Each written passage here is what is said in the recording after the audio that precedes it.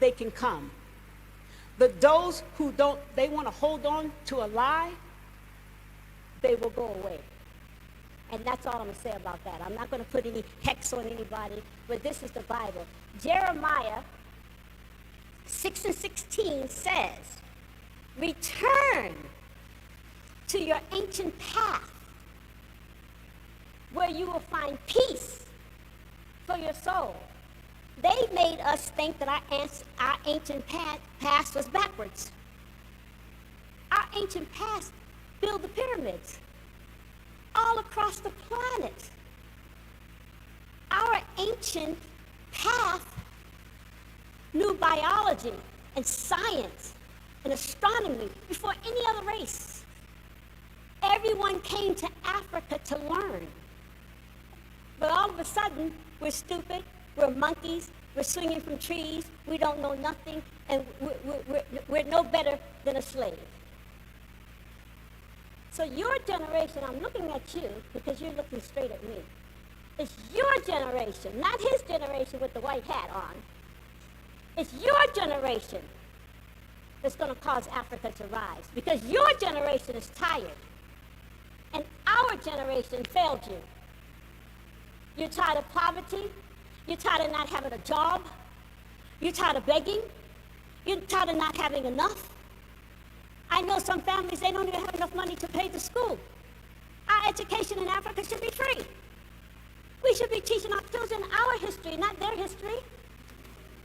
So unless you, right there, unless you rise up and take from him what he didn't do, Africa will be yours, and Africa will rise up because you have a mother that is a revolutionary mother. I was a mother in the 60s walking the streets in America for civil rights when I was 15 and 16 years old.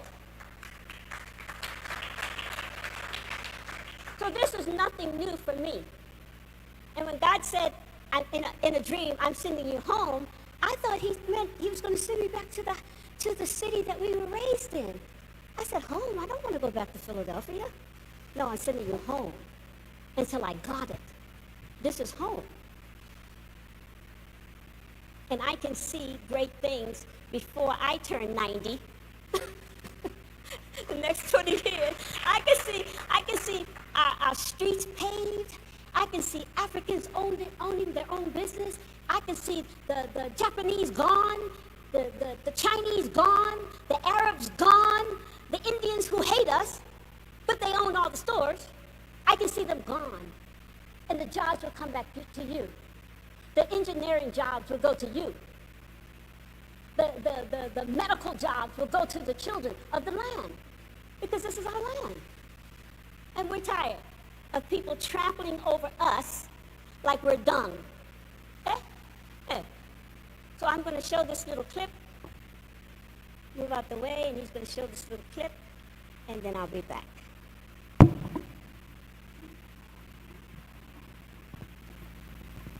We, as black people, are so educated when it comes to Hebrew, Arabic, Jewish culture, and foreign religions. We study the Torah. We break down ancient Israelite customs. We argue scripture like it's a blood sport. We know every verse, every translation, every law of somebody else's history. But ask us about our own culture, our own spiritual systems, our own gods. Silence.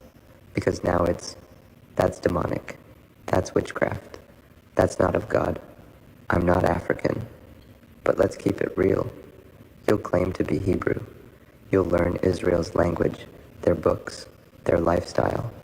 You'll call on a Messiah from a land that's 99% not black, from a region that doesn't speak for us, doesn't see us, and doesn't care about our culture. Where Jesus came from, the people there today don't claim you. They don't read your books. They don't sing your praises, and they damn sure don't consider you chosen. But somehow, we've given our hearts, minds, and identities to a land that wants nothing to do with us. We've become experts in the cultures that colonized us, while calling our own ancestral wisdom evil. The only reason you think Ifa, Vodun, Kemetic science, or ancestral reverence is witchcraft is because the people who enslaved you needed you to fear it. Because if you ever tapped back in, If you ever remembered who you are, you wouldn't bow, you wouldn't beg, you wouldn't be controlled. They gave you a God, a book, a fear, and told you to forget your name in exchange for salvation. And we've been kneeling ever since. So ask yourself this: do we really love God? Or have we just been trained to hate ourselves? Why are we fluent in everyone else's beliefs but can't speak a word of our own? Why do we memorize books from a land that erased us, but never study the systems that built us? If they won't include you in their story, it's time to reclaim your own. You're not a student of someone else's truth. You are the source, the root, the memory. Unlearn what they fear. Remember what they buried. Reclaim your spirit. How come we, as Black people, are so educated when it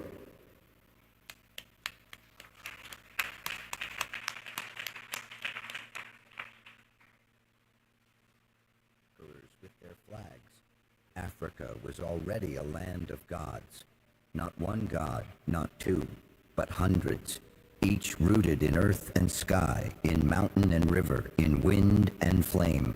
They were not silent statues or distant abstractions. They were alive. They breathed through thunderstorms and danced in the firelight of ancestral shrines. They were known by names that echoed across valleys and kingdoms, divine figures who shaped the lives, destinies, and spiritual worlds of millions. And yet today, many of these gods are forgotten, buried beneath the weight of colonization, erased from books, mocked by foreign theologies, or simply left untold. We are taught that Africa was a spiritual blank slate, waiting to be saved, enlightened, filled with true religion. But this is a lie. Long before Islam and Christianity ever touched the continent, African civilizations had rich and complex spiritual systems, many of which rivaled or even predated those of Greece, Rome, and the so-called cradles of civilization. From the deep forests of West Africa to the deserts of the Nile, from the lakes of the Great Rift to the highlands of Ethiopia, the gods of Africa reigned. They brought rain. They struck with lightning. They healed with herbs and spoke through dreams. They governed birth and death, justice and war, madness and love. These deities were not simply worshipped. They were part of the community. They walked with their people, guided their leaders, punished the corrupt, and protected the innocent. Their temples were not built to impress, but to connect. Their myths were not just stories, but truths, carried in drumbeats. Every river had a spirit, every mountain had a name, and every ancestor could speak through a whisper or a wind. But over time, these gods were demonized, diminished, or domesticated. They were labeled pagan or primitive, severed from their people by sword, cross, and creed. This video is a journey to reclaim them, to remember who they were and what they meant. To understand African spirituality before colonization is not just to study the past. It is to rediscover the soul of a continent, the divine memory of a people, and the gods who never truly left. In West Africa, the air has always been thick with spirit. Every breeze might carry a message. Every tree might house a guardian. Every drumbeat might call forth the divine. This region, with its vast cultural and linguistic diversity, is one of the richest spiritual landscapes on Earth, home to a pantheon of deities who do not reside in distant heavens, but who live among their people. Here, divinity is not hidden. It's alive in the Orisha, in Vodun spirits, in the Abosom, in ancestral echoes that stretch across time. Among the Yoruba people of present-day Nigeria, Benin, and Togo, the gods are known as the Orisha, divine forces that govern the cosmos and interact directly with human beings. They are not merely symbolic. They are real, with personalities, likes, dislikes, and domains of influence. At the center of Yoruba cosmology stands Olodumare, the supreme being, the source of all life and energy. Olodumare is distant, not worshipped directly. but understood as the divine architect of existence. It is the Orisha who serve as intermediaries between humanity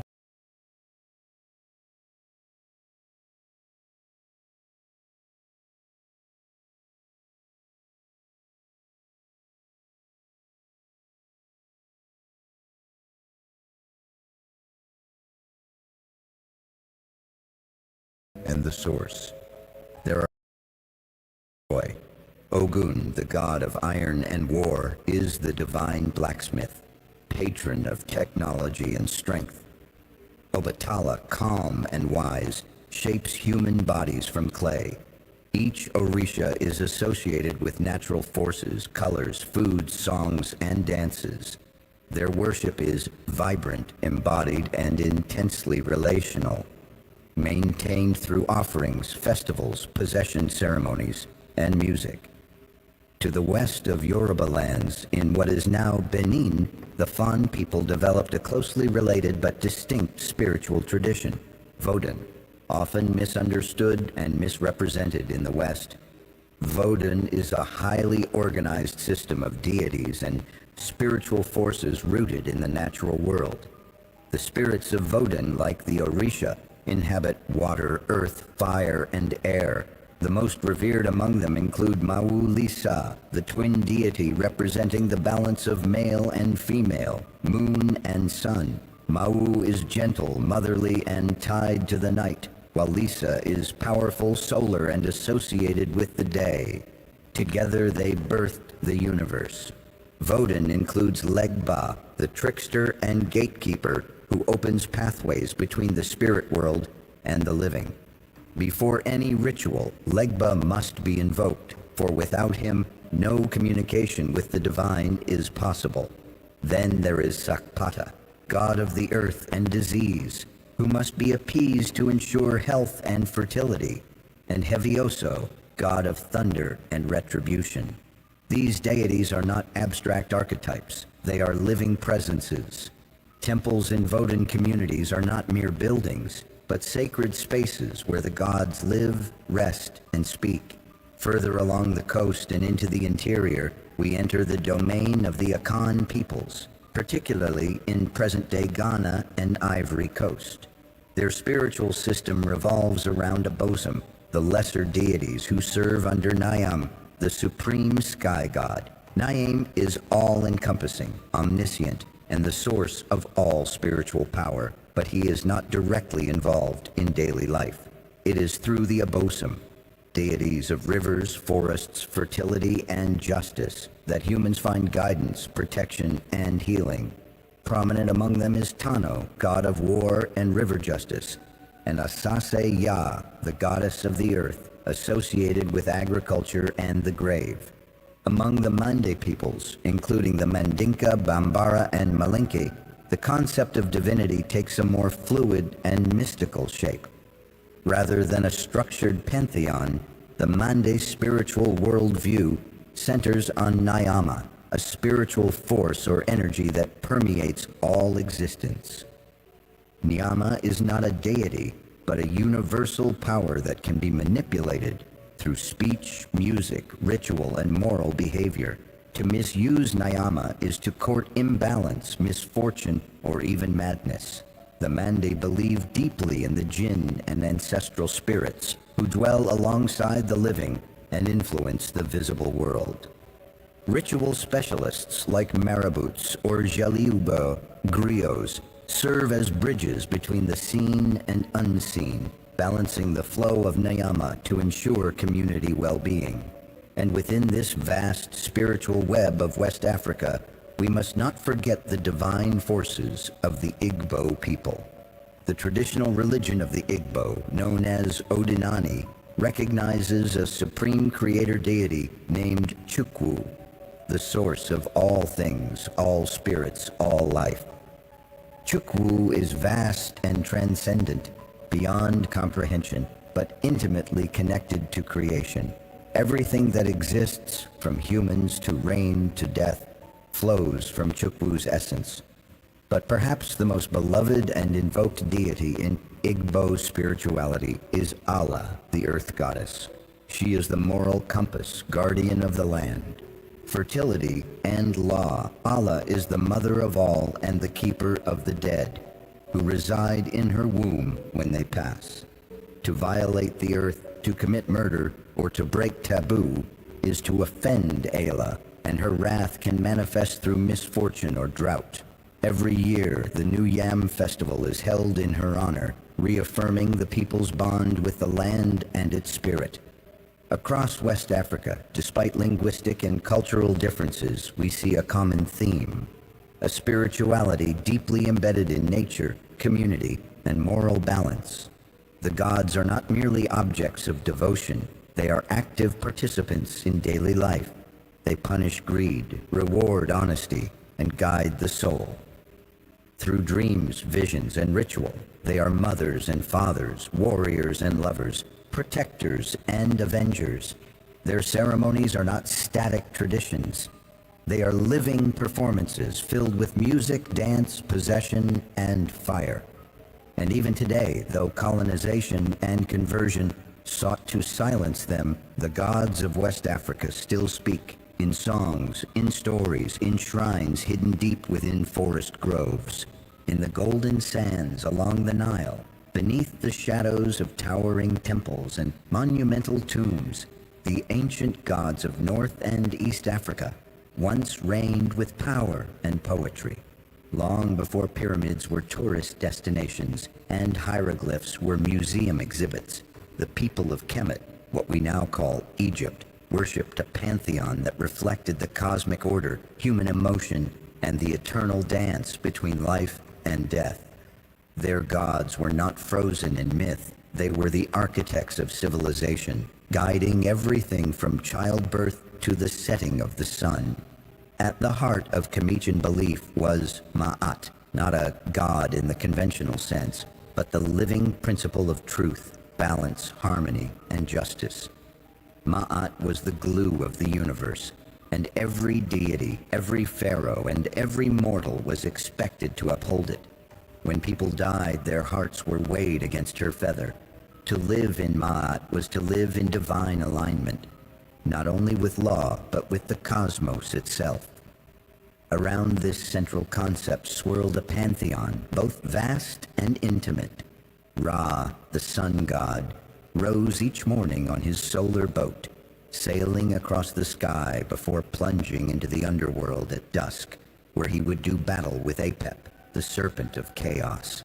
Victory was never assumed, only earned night after night by the force of divine will. Osiris, the green-skinned god of the afterlife, once ruled the earth before being murdered by his jealous brother Set. His wife and sister Isis resurrected him through magical rites, and together they produced Horus, the falcon-headed avenger who reclaimed his father's throne. These gods formed a divine narrative that mirrored the cycles of the Nile, the seasons, and human rebirth. Temples to these deities were more than architectural wonders. They were cosmic machines designed to connect the earthly with the divine. Every carving, every chant, every ritual was timed with astronomical precision, echoing the heavens above. South of Kemet, in what is now Sudan, the kingdom of Kush flourished with its own divine landscape, one that both borrowed from and reshaped Egyptian theology.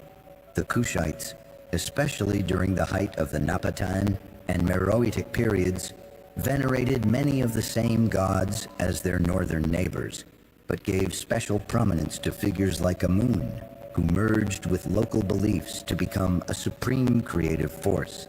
The temple of Jebel Barkal became a major religious center, where Kushite kings were crowned as sons of Amun, linking political rule directly with spiritual power. But Kushite spirituality also produced unique deities. Apetamok, the lion-headed warrior god, represented strength, protection, and military prowess. Unlike the more cerebral gods of Kemet, Apetamok was fierce and immediate, a guardian of kings and bringer of vengeance. The goddess Amisemi, protector of women and the moon, was another distinct figure in Meroitic belief.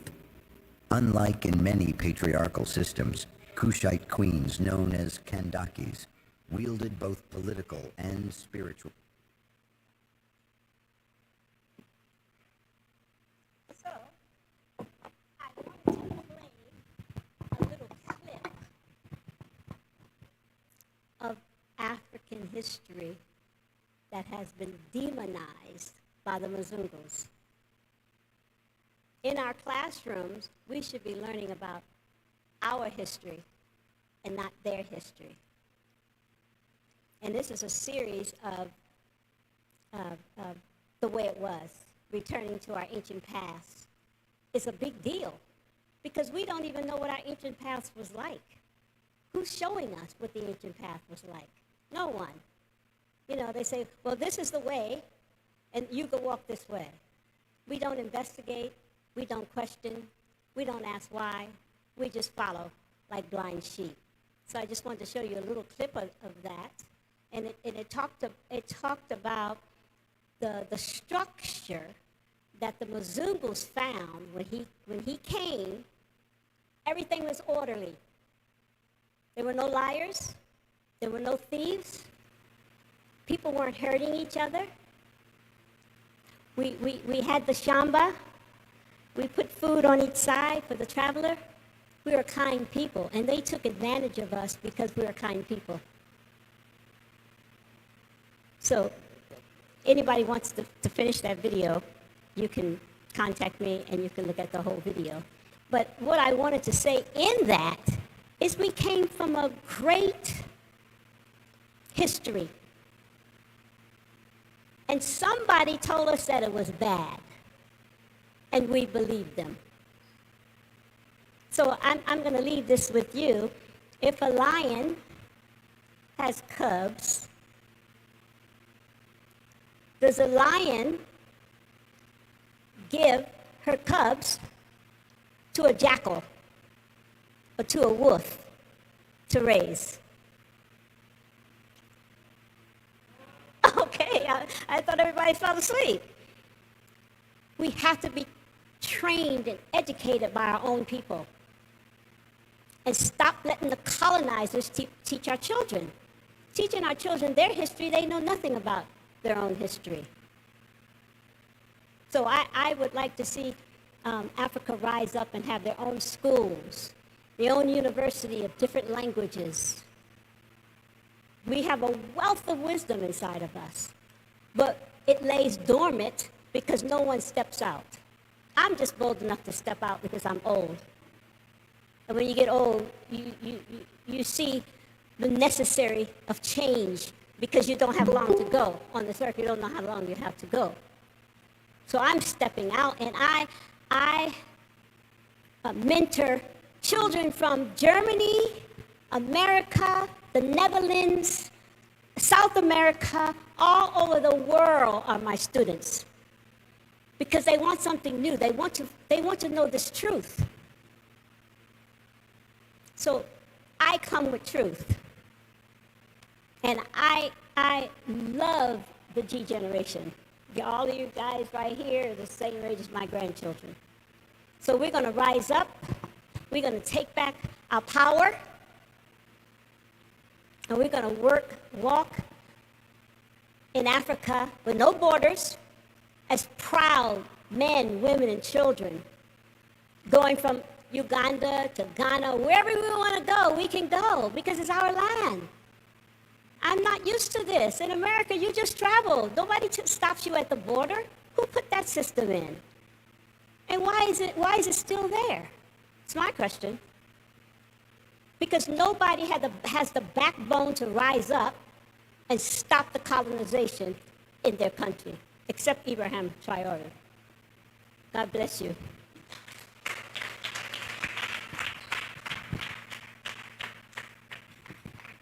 God bless you. Mpige makofi mazuri.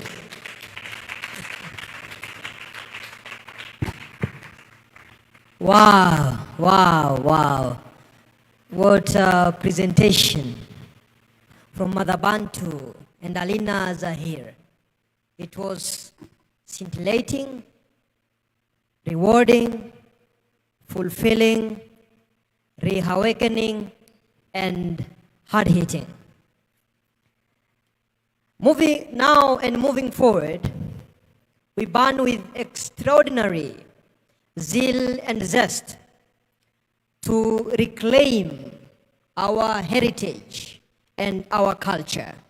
We are unstoppable, and this marks but the genesis of the genesis. By the way, I'm duly informed that the land that gave birth to me had some special powers, that my ancestors could stop a moving vehicle just by looking at it. And the white man called it witchcraft. Just imagine if our government could have recruited those special women and men to work as our traffic police officers. They could sit there and just control the vehicles by looking at it. But they demonized it. And they brought us their own witchcraft, aka street lights, and so on and so forth. Stinks to the high heavens. Our next speaker is a Kenyan poet, a writer, an author, and senior journalist at the Nation Media Group. He is a 3-time winner for African Young Adults Literature and the recipient of the Miles Moreland Writing Scholarship. He will delve into the intricate theme of the role of literature in the Pan-African development agenda. Ladies and gentlemen, let's put our hands together and give our own Tony Mochama a thunderous round of applause as he comes with his beloved to speak to us on this matter. Thank you, Karibu Sana. Thank you, Tony. Thank you, Literati. Thank you so much. I'm going to be really brief. The only reason sometimes that when we speak of Pan-Africanism, that I brought this young Leo up front, is that we must always remember, I think we won't be here to see anything of Pan-Africanism happening. That I'm 100% sure. And you'll see why in my brief presentation. So there's that optimism, but I don't know, Gen Z, someone praised them, and we love Gen Zs. I suspect, Kabisa, I suspect it's the Gen Alphas who might reach that paradise. So these are our future Joshuas. I don't know what we are. I think we are the Aarons still looking to turn snakes into sticks.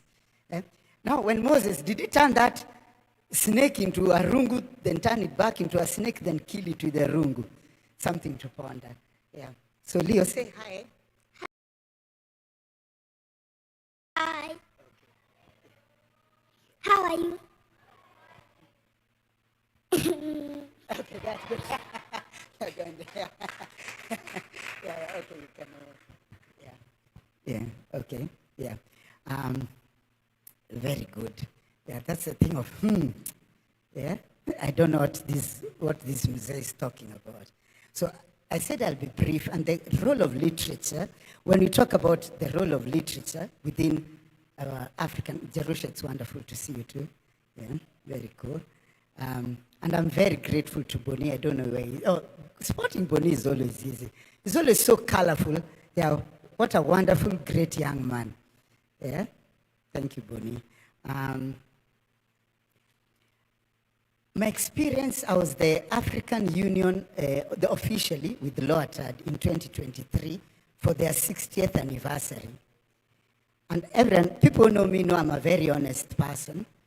I remember we were 5 of us. I was chosen for the Eastern African region. And we had to go to Addis Ababa. We had to go to Addis Ababa for the 60th anniversary. And I can honestly say, and it was being sponsored by the United Nations Development Fund. I was a bit surprised, but I was not shocked, that as the time neared, we were replaced by a tree planting ceremony. Yeah? We were replaced by a tree planting ceremony. And of course, even as literati from across the continent, there was this Nigerian guy, there was this South African, you can just check Loattard, it's the Library of Africa and the Diaspora. I said, this is so typical of our continent. We talk about African Union, and we do it very romantically. We say that they are the vanguard of Pan-Africanism, but they're also the vanguard of corruption. Look at the guy, whether you like Raila Odinga or not, yeah? Whether you wanted him to go or to stay. Look at the bloody guy from Djibouti that they put in there. We are having conflicts and he's opening canteens. Yeah, the last function I saw him, he was opening a canteen in Addis Ababa. I'm not joking, like a restaurant. But we are having huge problems right now in the Sudan, in the DRC. The man is nowhere. So even as we keep talking of Pan-Africanism, even our African Union body, the oldest in the continent, is still a bastion of corruption and incompetence. Yeah? So, yeah, this is not to be pessimistic. That's why I brought Leo here, and I said we have a long, long way to go. Because the same monkeys who rule us are the same apes that jump across onto the continental stage, and then we talk about, oh, African Union is doing this and that. Yeah, I'm not sure really what they're doing. Literature, we are also divided across the continent by languages. If you go like, Morocco is, I think, the biggest book fair right now in Africa. It's the Rabat International Book Fair. And it's the biggest on the continent. I've attended it a couple of times, and there are no books outside of. And it's not that they don't want. You just find very symbolic. They can bring me and maybe somebody. They can bring you. They can bring maybe 5 people. But you find it's a very sort of North African vibe. So the North Africans are just there. North Africa is like another continent. And the Moroccans are really trying. It's nothing at those stories of racism or so on. They are trying.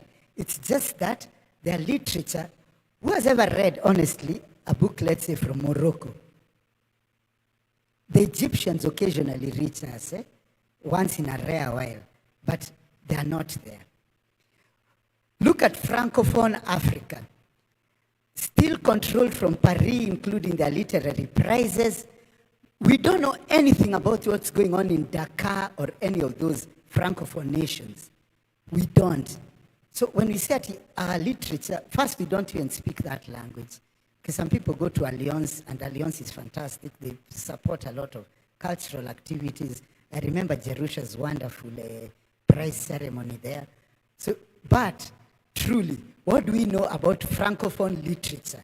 When we talk of Pan-Africanism, we don't know anything. I don't read French. We don't read them in translation. We don't read each other. What we know from West Africa are, we know the Nigerians, we know Mosobe now. Nigerians are very loud. Nigerians have arrived with a big stick. I was going to say something that rhymes with stick, but I realized Wakinalio are here. But they have arrived. The way they do it, their movies, the way they do it, their films. Huh? They may have very bad movies sometimes from Nollywood. They have improved. But Nigerians reach with their music and so on. So they're the closest, I think, we have to a coalescing of any type of Anglo-African literature, which we find, as a Kenyan, I still find it a bit sad. Because who wants a Nigerian lording it over you? Nobody. Sometimes we don't even like them. Yeah? So we always just refer to Chimamanda and then that in Asia. Even when we go to Ghana, there's a few things. They're very cultural people, but we don't have that either. So that part of the world, so I've malizana with North Africa, tumeenda West Africa, tumemalizana nayo. Let's look at the real literary desert. Central Africa, there is nothing. Nothing. Nothing. Maybe a Cameroonian produces a book or two. Books from Chad and so on. Those are places we know nothing. They are the true black hole of Africa. And we have to be very honest. I'm not here to be romantic and say there's nothing really going on there. There are a lot of problems going on there, but their literary industry, their publishing industry, iko down sana. So it's not there. So when we are still speaking of Pan-Africanism, right in the middle of the continent, there's a true black hole of literature. Let's go south. Lusophone. Lusophone is Mozambique, Angola. Things are going on there, yes. They're very exotic and strange. Macondo brings, occasionally, they bring writers. And every time Macondo shows up, when you talk to those writers, even the ones they bring, they don't even live in those countries. They're usually living in Portugal or Brazil, the ones who are known. So that's another entire place, what we call Lusophone, down there. If you go to Namibia, really nothing. Botswana, we know them for diamonds and so on. But again, we're not getting literature, a big literary scene happening down there. We have a huge literary scene in South Africa, but we all know about South Africa. You know, part of it is white, some of it is Boer, some of it is black. Zimbabwe is also trying, in spite of their things. But again, what in Kenya do we really know? Nigeria and South Africa, yes, they'll reach us because South Africa, because also their distribution networks. Nigeria, because they managed to penetrate our cultural consciousness. Lusophone, even with language, no translations. We have a huge translation and distribution problem on this continent. Lastly, if I come up here to our Horn of Africa, weirdly enough, there's something going on in Somaliland, not Somalia. You guys have heard of Huza Press, and they have an Abesha festival. So we do have that going on there. But again, it's a very exotic thing. They again bring in people, and that, is it called Puntland but it's Somaliland. Don't mistake it with Somalia. Somalia, of course, let's not even bother. Yeah? I wonder who are publishers in Somalia, really. I don't think Somalia proper anything is going on. Ethiopia are just with their Amharic thing. Ethiopians have always felt very separate from Africa. They have Menelik, Haile Selassie, and so on.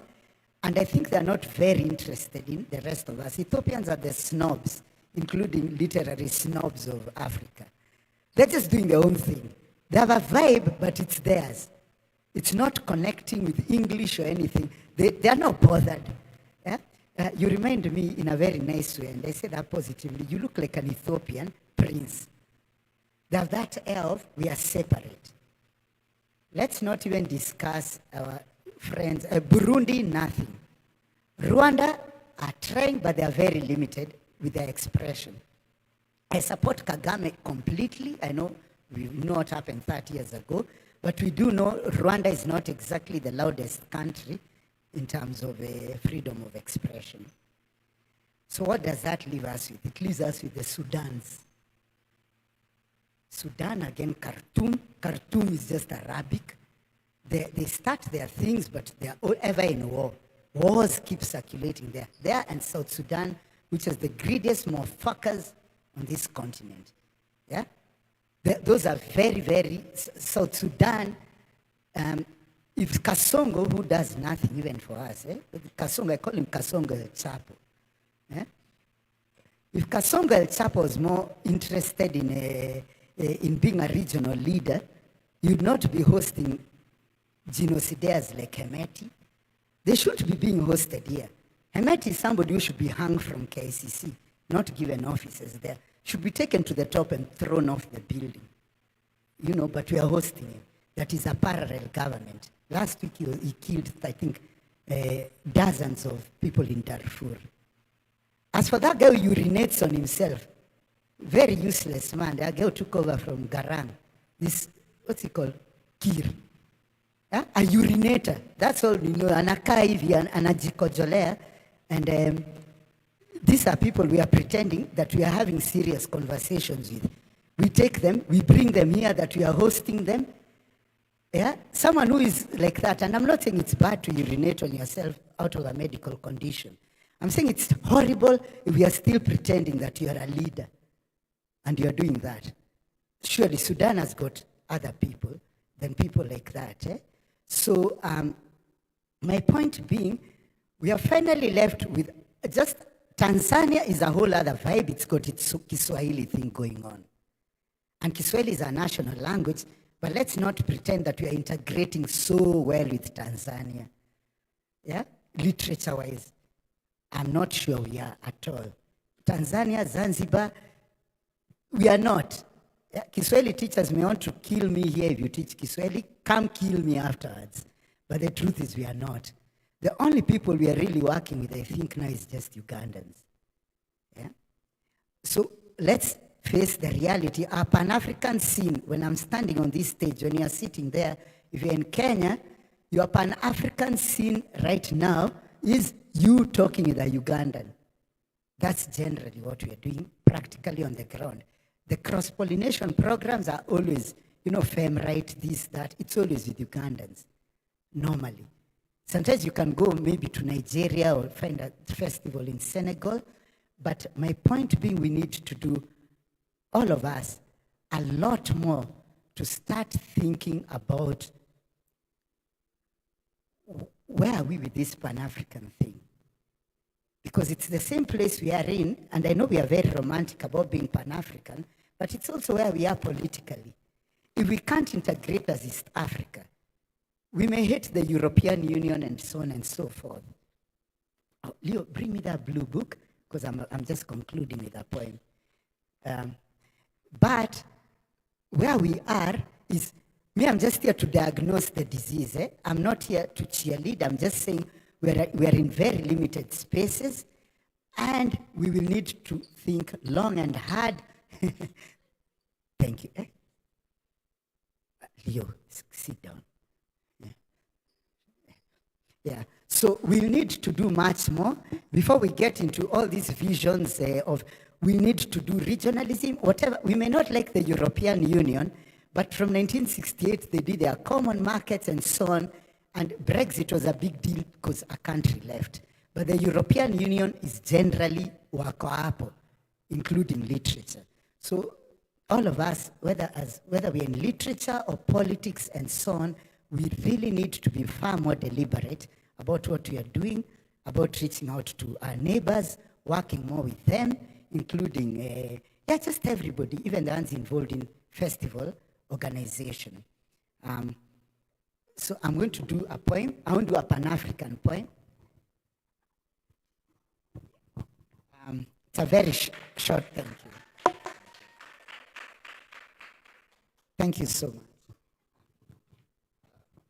Asanteni.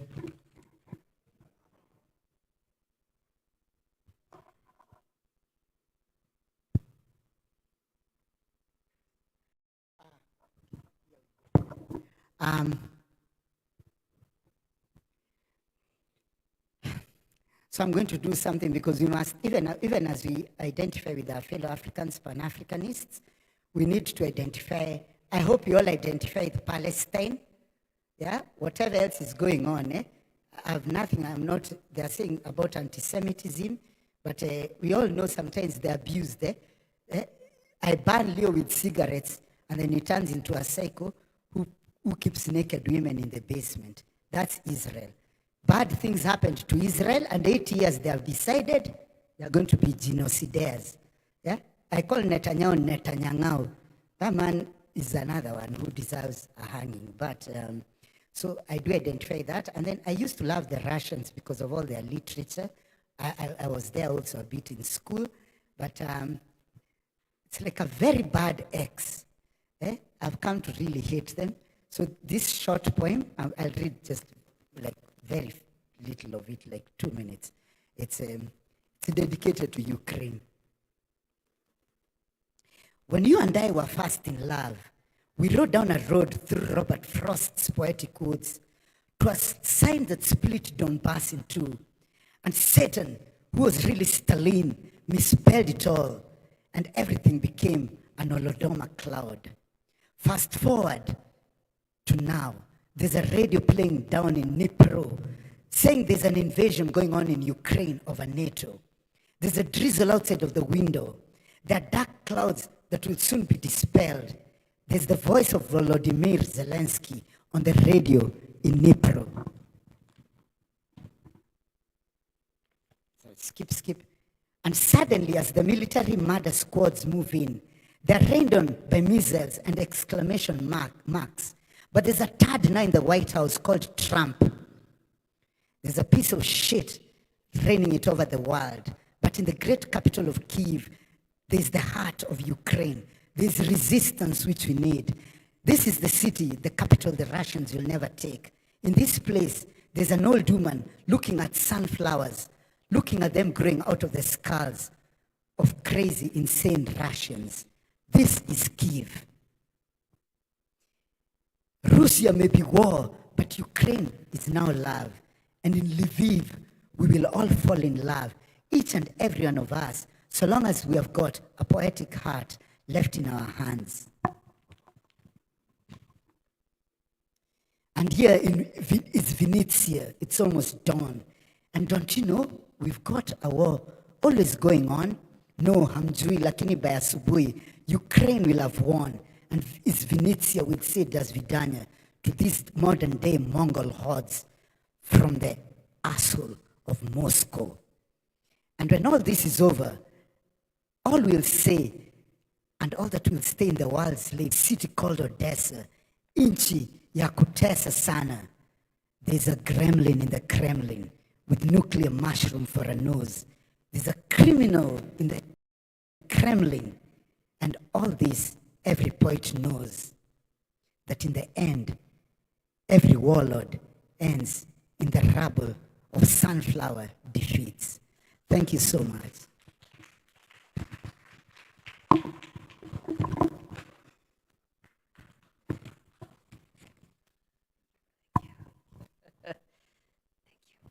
Asante sana literati Tauni Mochama.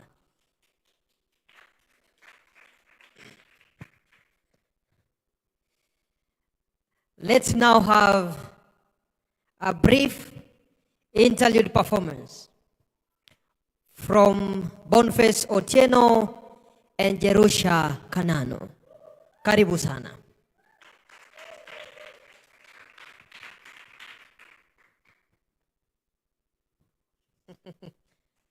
See them as they come in style. Karibu sana.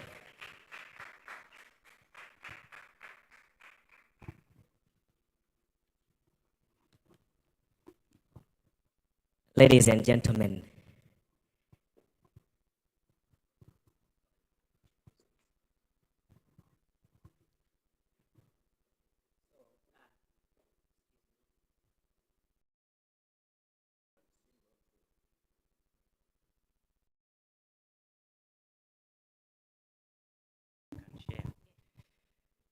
thank you very much for coming. When I told you about Africa, this is what it is in literature. We are going to give you a tribute of different poetic works, African work. And so a while ago, Obunga, who is Agadapidi's husband, was very mad at him and decided to call a traditional court to present this case. This is unheard of because men don't present case before a traditional court for resolution. They just beat the wife, send them home, and then they go and resolve that back there. But this time round, Obunga has called over court and wants the wife cancelled by wise men. I read, "Wise people of our land, have a seat. And my in-laws, feel homely. A man whose homestead is on fire calls to his kin. My wife Agadapidi lays my head on a chopping board. The cries of a monkey at dark nimbus clouds calls for attention of other homeless beasts. Tell me what there is to say, wise ones, that happened to our culturally rooted community, a clan of our ancient dictates of cheek, prided with power that contained her ways. Which Luo is this that I see then? Tell me. This which is wondrous, disastrous to believe, that which was rooted to her Nilotic tongue, a tongue that anciently spit and contaminated the Luo, is now an alien beast of murky peculiarities. Oh, heathen. Have you ever felt the pain in her hands? Agadapidi's hands are contaminated. Our land fumes poison of factory chime, very intoxicating, such that it is like Agadapidi. It still perplexes me to think, permit me, how could you have traversed Bahr el Ghazal from the eastern equatorial of South Sudan, coming all this way to lose your precious tradition, a good name, and good ways like drizzle droplets of diamond, good food, and homestead that Ramogi gave you, maidens that now strip naked, and you laugh how stylish they look. A hut that roasted ngege stands on one stone. Pumpkin soup, wat, gilwen, in case of conflict, and goats from our flock, and peace. Oh, the steamed wife rolls that my wife Agadapidi despises. Ask me so I remember correctly, to recall, before my memory fails me, your proud ways that were rooted at Kader of 30 miles north Khartoum of Sudan, a place where your descendants bred beasts, wretch as a delicacy of your faithful people. Other times they grew corns, and from which bread was baked, a visible identity in the teeth of every smile of a man and woman, Yawowi Ginyiri, missing lower teeth, the permanent sign of Onagi, and that you became. Your people, Jonagi, they became. Isn't it sad to believe now that all teeth shines in the glitter of silver coins in the upper aisle and lower base alike? Like black wizards of colored charms in the father of darkness, casting a spell on a latter infants of Ramogi. What a shame, my elders. That is like Agadapidi. A man does not live alone, make I say. Therefore, your brother Aurora of Tanganyika, I have to mention, was the king of Jurchol of the Dinka tribe. Then, into waves of randy storm, history records your king migrated, Jokajok taking the northern wing, for the hills were attractive and their ancestors dwelt by. Ramogi hills, which became a home, Jokowin pursued and Jokomolo thereafter. Suba, Sakwa, Asembo, Uyoma and Kano also came by. Every clan by its origin and peace, a community and good dark neighborliness. For the good dark and taboos, lest a man marries Nyaregi, our daughter, I sought for Agadapidi's precious wife hands from our neighbors. This is beyond poetry, for I sing of agony. A song familiar to Teruburu, to grieve of my departed customs, traditions of my people, oh valuable Chike, now coined in the wickedness of Agadapidi, those norms that we buried blissfully not to rekindle. For this is a song that is no match for Dudu or Ohangla. This is Olengo for the battle gong. The battle gong has been blown, my elders. An alien beast has pervaded my bedroom, camouflaged into the human form, for the devil's form is Agadapidi. The devil sits by the pillars of my homestead as I sing, a song for the evil spirits Nyawawa, whose visitor stripped me naked and my poor bones rattle in shame. Women will remain silent, no sigalagala. I will banish a man who sings praises, for a host only sings such songs if his homestead thrives, only if his homestead's evening smoke happily dances into the horizon above from clouds of white mountain sheep along the sides of kitchen Zusuri. Therefore, Pakroak, praises, is not part of my song. This is my grief. No one will use Tigo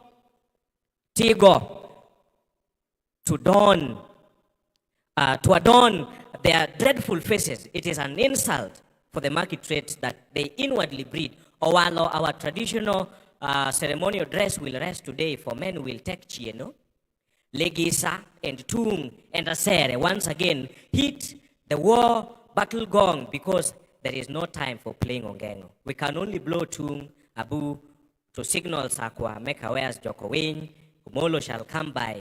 Leave alone Uyoma, assembly will come, Parneuru Josubabe. It is no time to get our Uganda together by the rivers of great Kanyamwa to rekindle.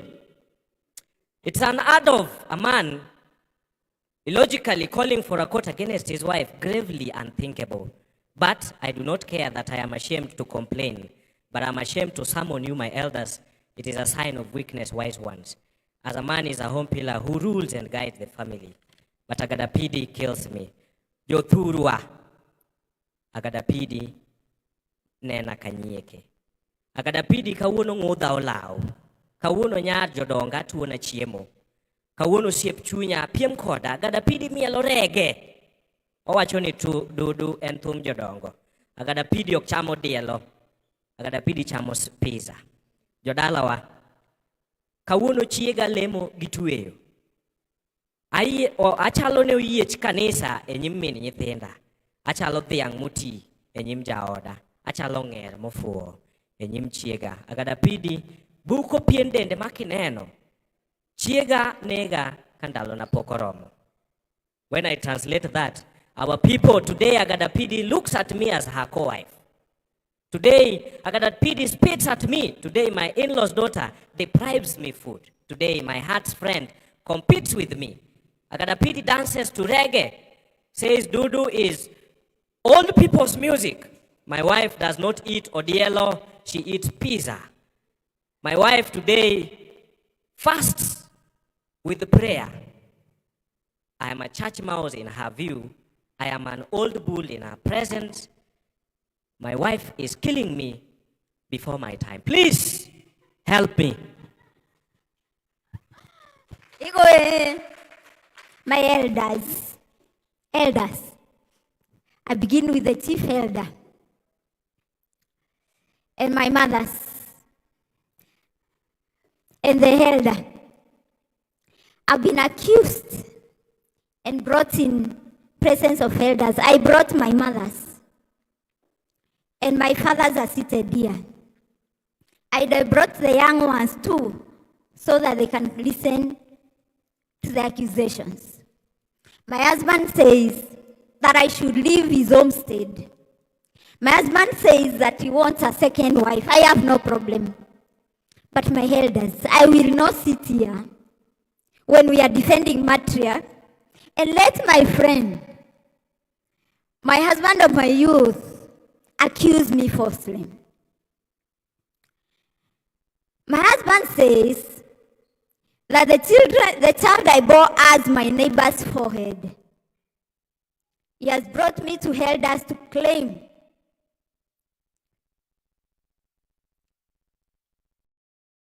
and I will wait for the MC to listen to me.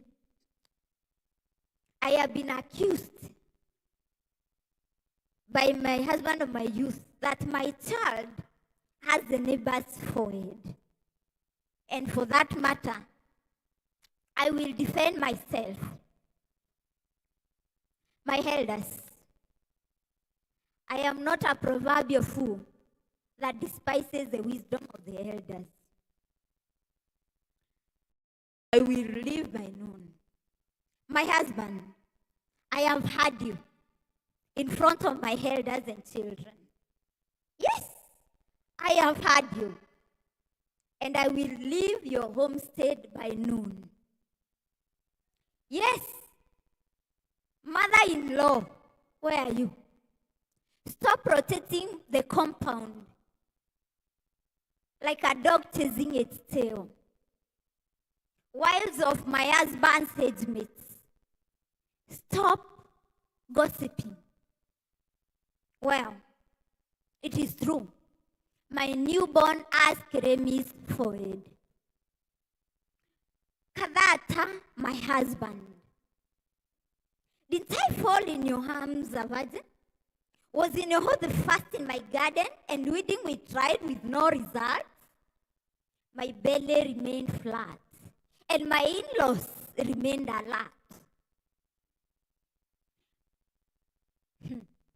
Father-in-law lamented of the loss of the dowry. My father-in-law lamenting the loss of dowry. Every sunrise, I wasted my latte on Ratio, my moari, moate, and parika, all the dowry lost.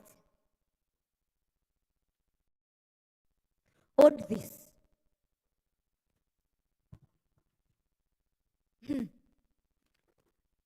I was always asked, what is there to be shown of Ntorome and Zenge? Why did I let bees sting me to fetch Naito?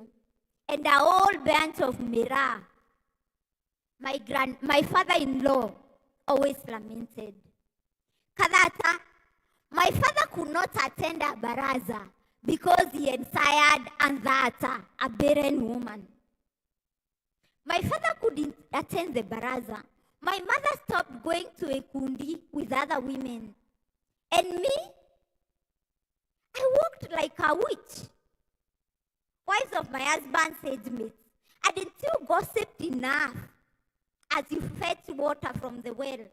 As my husband, Kadata, poured maidens into my bedroom, I burnt with yearning as their moans rose to a crescendo.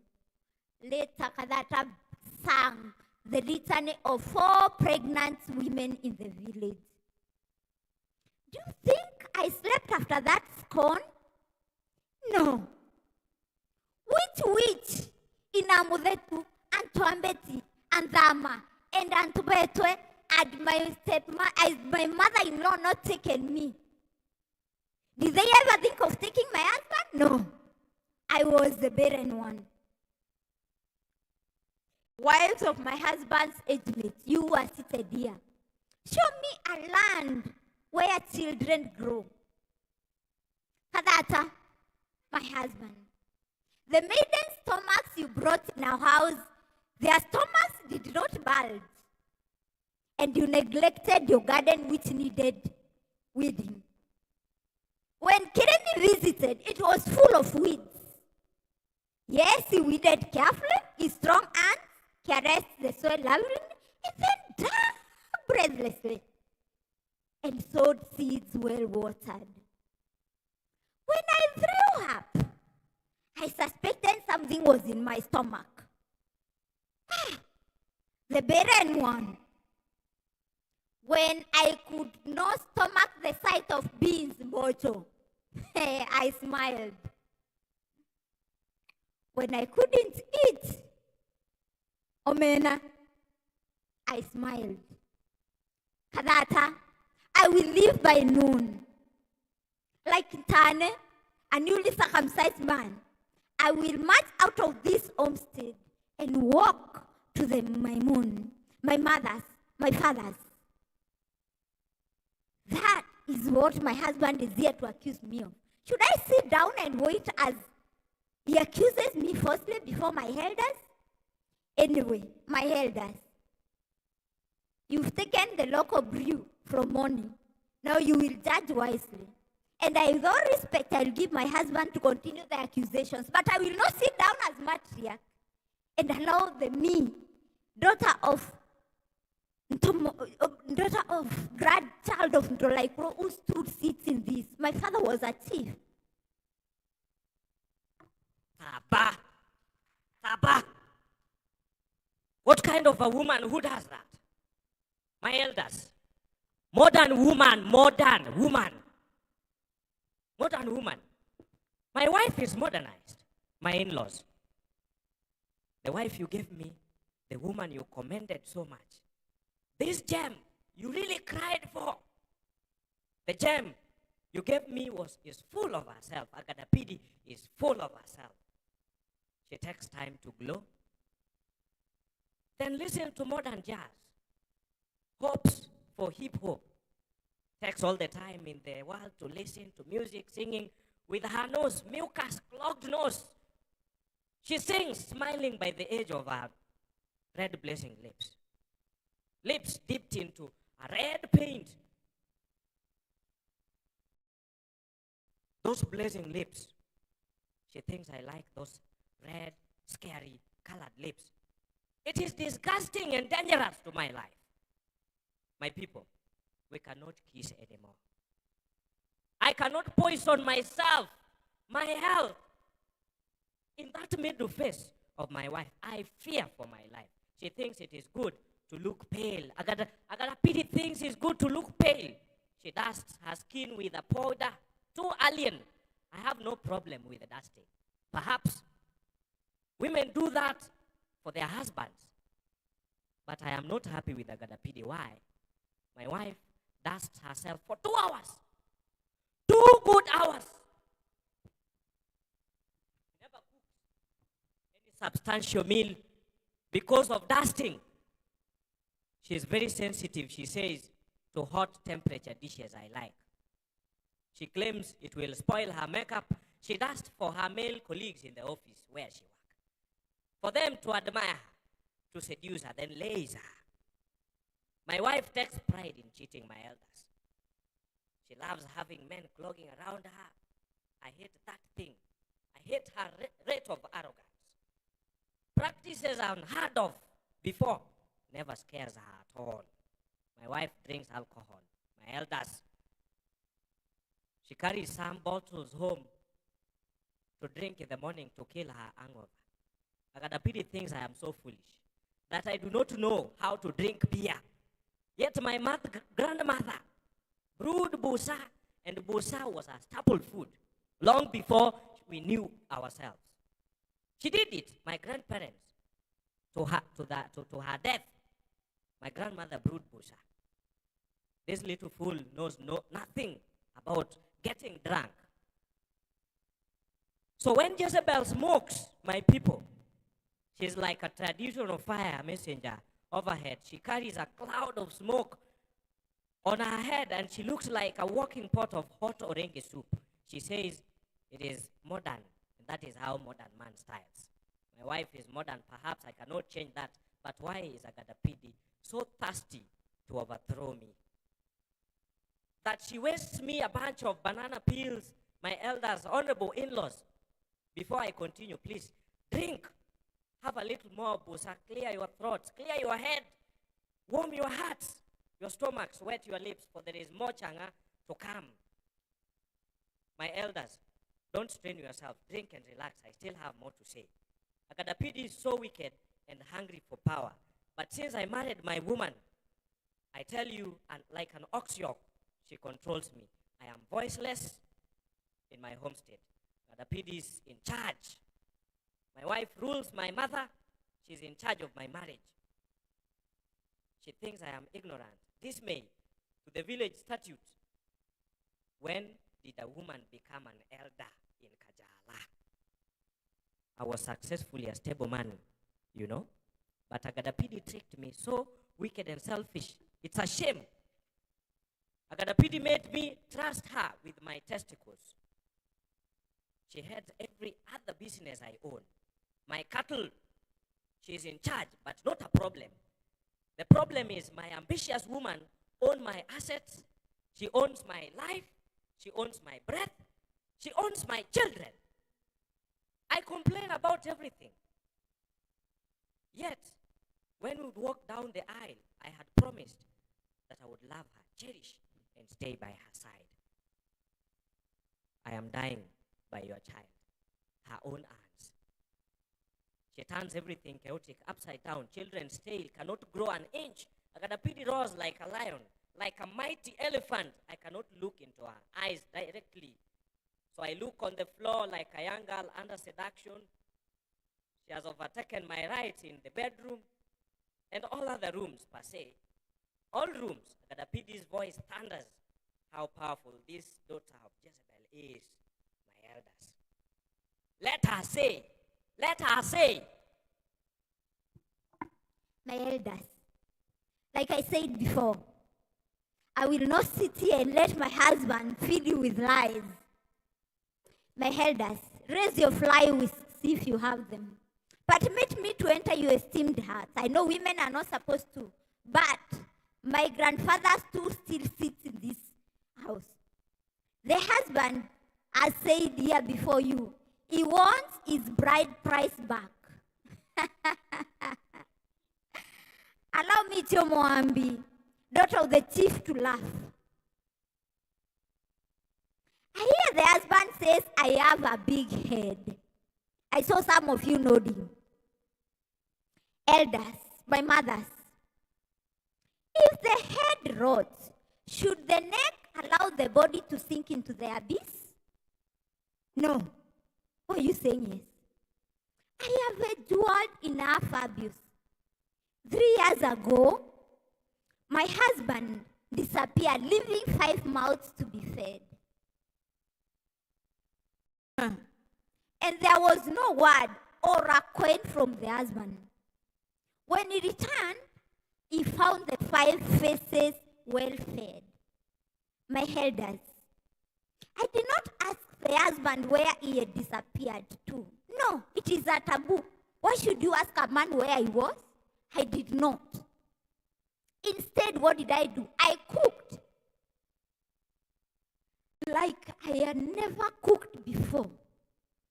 I was worried that the husband had left because of food. My elders,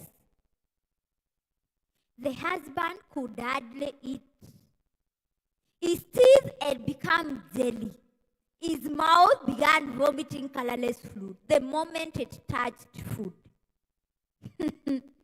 If you're there with the elders thinking it is food, my elders, I sought to know where the husband of my youth had gone. Which wit and bewitched my champion, the one who would make me so, someone and bewitched the son of Kemori, whose vitality had been preserved in a song. My mothers, my husband kept on looking at her phone. I decided to look at it too. What did I see? He went to bathe. Photos of my husband uncovered, sent to a young woman I discovered. The moment I asked about this woman, he cursed my clan. And is here saying Agandapidi, Agandapidi. Now my elders, I knew why he could not eat. Of what use is a man who cannot eat? Of what use is a man who cannot sweat? Forgive me, but I request to return the bride price. I'm still young and vast firm. Soon this will be in the past. Yes. My husband has refused to be the man of the house, as our culture dictates. So yes, I agree, return my husband's bride price. My elders, enough of this. Enough of this nonsense. Let me tell you.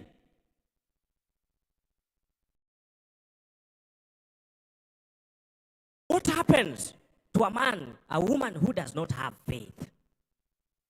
A woman who does not have faith. Oh, what more shall I say, son of blackness? My people, a real name of Acholi sticks in my bones as an identity of my ancestor God, like a spell of a Bakuka or Senje of a Babu Amani, who makes me believe white is gold and black is a valueless vanity. This was not so before, my people, but my wife believes so. My people, it's obviously true that a lie is a lie, but my people, my alien people believe that this lie is better than the truth that our forefathers told. My wife sheepishly now worships Jesus. Permit me to ask this royal court, why is Nyiperi not a good ancestor? He diligently worshipped Were, god of the sun, and Acholi people.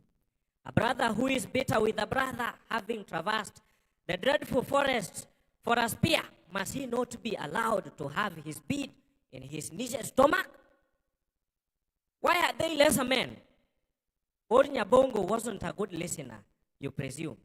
A white person with a white head knows. He knows of how naive my ancestor must have been. Then he camouflaged into darkness and spoke grace to all men.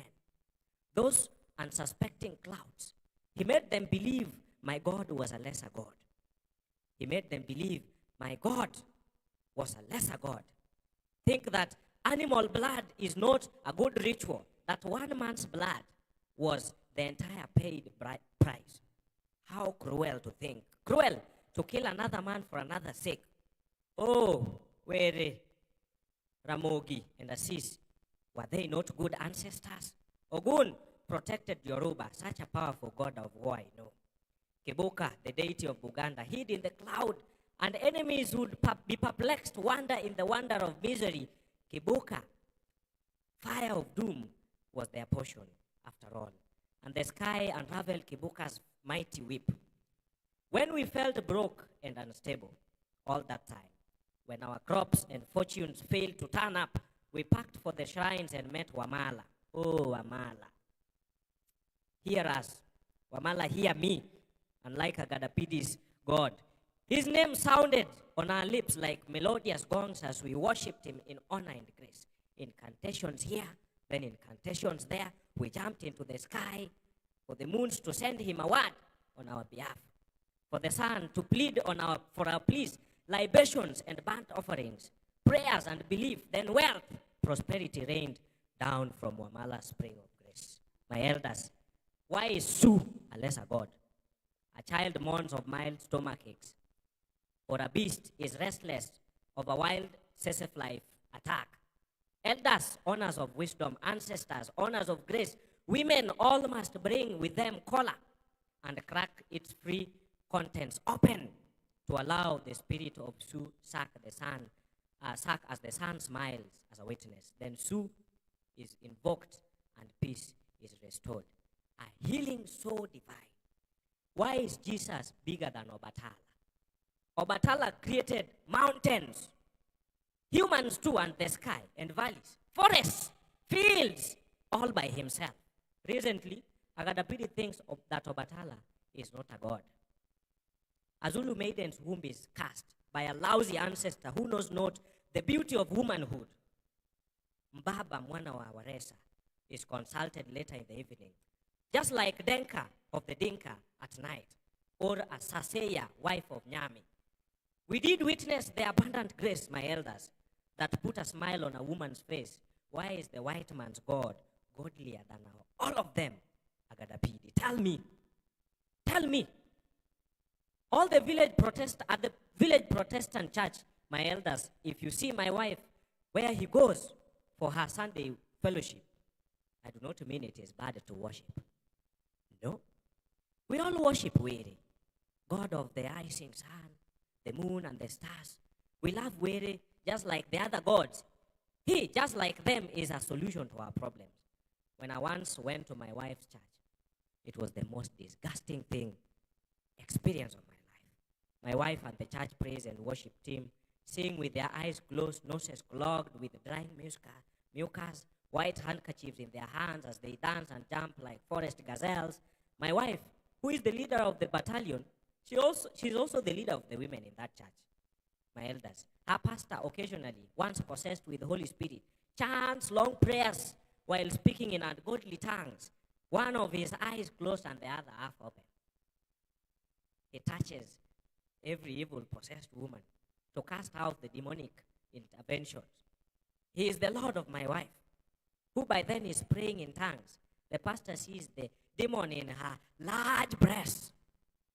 He touches her voluptuous breast, prays with one eye closed, swallowing heavy saliva. At his touch, my wife sleeps calmly. At the altar carpet, it is disgusting and hypocritical. My elders, that is why I am here. That pastor is Okebe's son. His umbilical was buried here. The umbilical cord of that kid was buried here. He was raised here. A young man that unlearned our ways of moral dictates. I tell you, I'm told he's prone to uplifting the tails of his sheep. And all women and young girls like him. They say he is the true prophet of God. So when at home, my wife spends much time in the study room meditating with her pastor over a phone call. Phone. They meet on Wednesday at the pastor's office. She says, for private prayers. When you see my wife on Wednesday, you would think she is going for a fashion show. Naked clothes covering nothing the eyes can't see. Our people say smoke does not come from where fire has not been lit. So I look at it from my end and remember her pastor and his prayers. I now know that it is more than private prayers in that pastor's office. My elders, because of this church, Agada PD is hardly at home. She is in seminars, outreaches, and weekly evangelism. I complain, but no one listens to me. This is killing me, my elders. And should I come back to say this again? You should know that my wife's behavior stings like the pennies of a king bee. It is deconstructing me and my ways. Thank you, my elders. Wow. Not even a clap for him. Yes, I'm back. We are coming to an end. You can tell by my husband I'm not the one she's talking about, because for me, I'm going to talk about my gowns. My elders.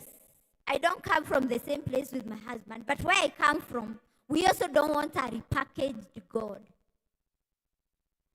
Before the tarmac, the big brother killed our African God. They saw ancestors walking the desert carrying sacrifice. They witnessed how the foreheads were troubled by drought. And the music by Luai sounded like her dad. Our elders trudged barefoot. Their already ardent feet bled thorns, and boiling dust dealt a blow. They went up the mountain to call Morungo Keremara. With great reverence, they called Kenkiro, our God. They chanted, Kenkiro, Lord of Lords, Kaimba, the Lord who rules the universe, Kenyonto, he who breastfeeds the living and the non-living on earth. If your children have vomited on the plate, don't punish them with drought. For if they die, who will sing to you? They confess their sins as clothes. They burnt offerings. They pleaded, and the smoke went up heaven. It is a lie. I do not curse our gods. They pleaded, and smoke went up to heaven. On their way back, rain fell without clouds. Our ancestors worshipped Kenkiro, Kaimba, Ngai, and elders danced in the rain and thanked Kenkiro. The sacrifice had been accepted. But then the big brothers killed our God. When it comes to our God, I agree with my husband. But there are things that my husband has been accusing me of that are not true. When I came here before we left, I refused and said that, yes, return my bride price. But then, when you told me to stop, I stopped. My fathers, I have returned. When a cobra raises its end, shouldn't a child not run to the father's house? Elders. As we go out, my husband has done it again. When my husband of my youth accused me of being big-headed, I came to you. When he asked you to return bride price, I was ashamed. I said, return it. But the wise man, one of you, this old man, Toimonyo, father to my father-in-law, this one, you can see him. He advised me. Who refuses counsel? Am I the proverbial big-headed fool who refuses counsel and comes to agree? I'm the daughter of the thief who was taught to drink wisdom from elders' calabashes. Despite my dissatisfaction with you, I came back because of him. But now, I could not go against my elders' advice, who on a right mind bites fingers that feed her. But now as we go out, I can't take this anymore. Is it not an abomination for a father to notice his daughter's budding breasts? Then hear for me this. The husband is eating from his daughter's plate. Yes, open your mouth wide and tomutamura. Antia. Hey, my fathers. Balai. I was reminded in Tiania the maximum marriage warrant is 40 years. But please cancel my marriage warrant. My husband, my elders, when the husband kept on parading camp rings as a placement for our ways. He started telling me to behave like someone who has gone to Cambridge and forget my laws, my traditions. My grandfather, the late senior chief Ntolaikuro, whose wife I am named after, I whispered, he who tries to shake a tree trunk only shakes himself. Now, you've taken Cambridge too far. They are shaking our tradition. Weren't our men taught to keep off their mother's house? Shock. Kedelasi kisses his sister on the lips and tells her she has nice hips. Has this been heard before? What has become of us? My elders, my sister-in-law says they can't get the village out of me, that the village steals my brain. Really? How can I stand the husband dancing kwangwaru with the sister, holding her waist as she faces the ground? My fathers, if a wife goes to hunt and comes up with an animal bigger than a woman would slay, should the husband congratulate her or question the source of the meat? Ntomekwa's son never leaves the house. He watches children programs on television all day and bets coins on games. He doesn't care if we have food or not. Noble elders of Tiania, I am the one who feeds my husband. I'm the one who clothes the husband. Then why did he even now decide to become the husband? What's the use of the knife? But please, Balai, my elders, if these are our Africans, then cancel my marriage warrant. Thank you so much. We were just performing from our books, Marry Me a Co-wife and other poems, and the weekend Aganda PD. And we are complimentary. Thank you so much. If you want to understand our ways, we got you. Asanteni sana.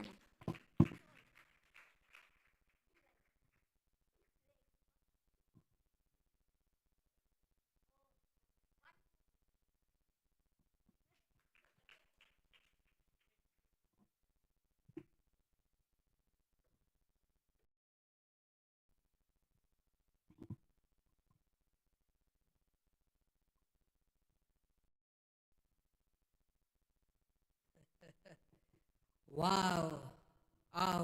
What a performance.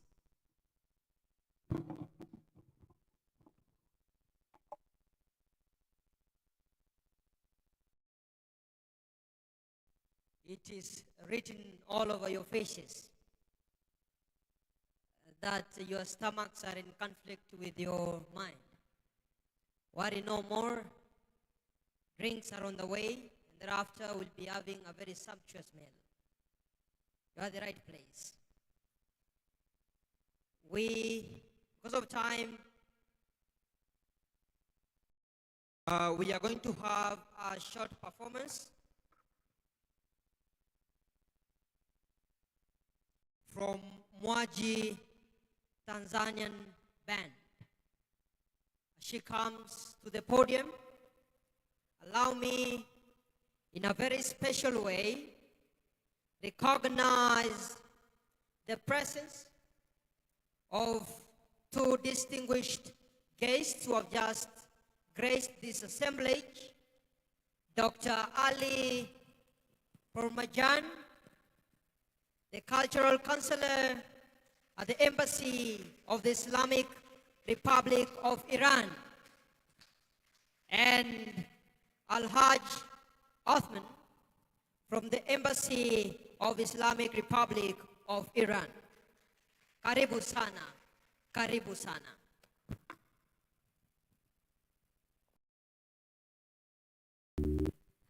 Hello. Hi, everyone. My name is Mwaji, and as you can see, I'm not a band.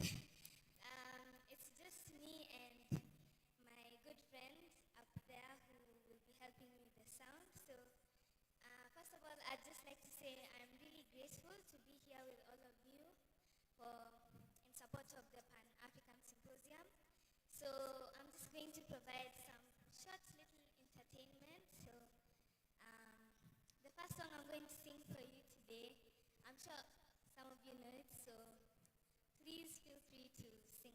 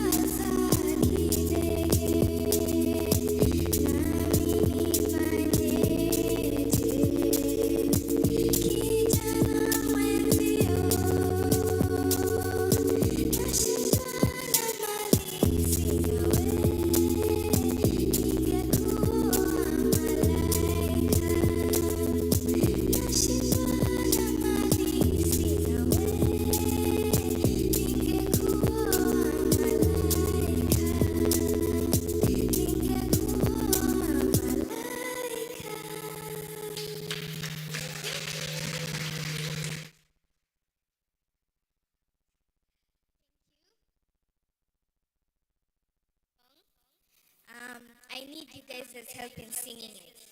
So, every time you hear me say kila siku, you guys will respond like this.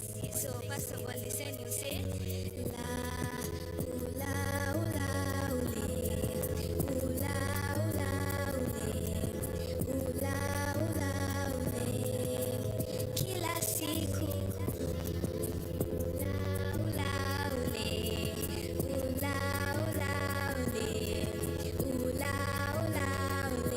One more time, kila siku la ula ula ule, ula ula ule, ula ula ule. Very good. Mbali ya maisha yote, mbali ya Paris au Roma, kuna watu masikini hawalie hawaombe, wanaitika tu vile.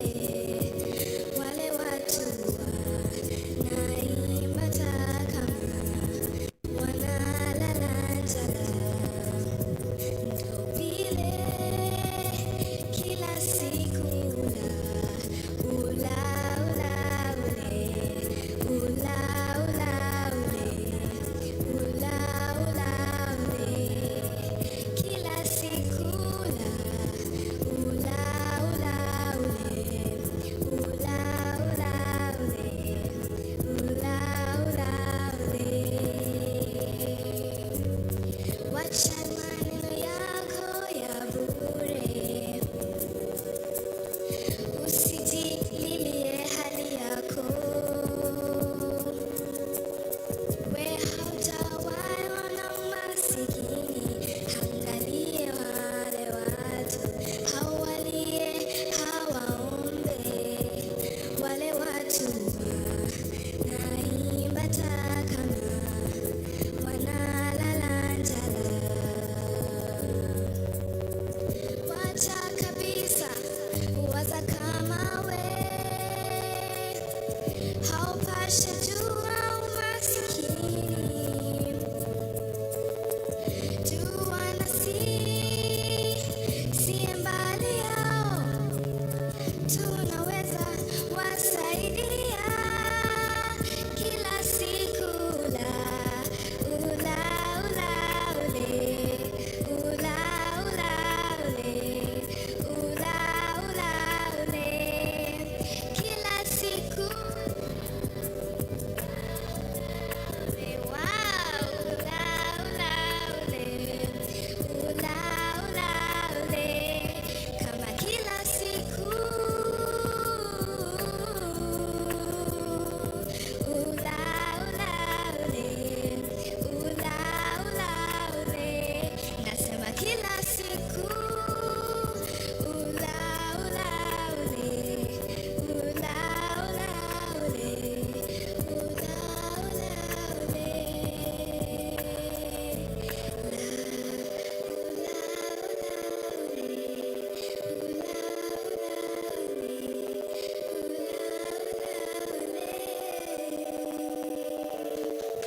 Thank you. You guys sounded beautiful. I hope you enjoy the rest of this symposium. Africa to the world. Thank you.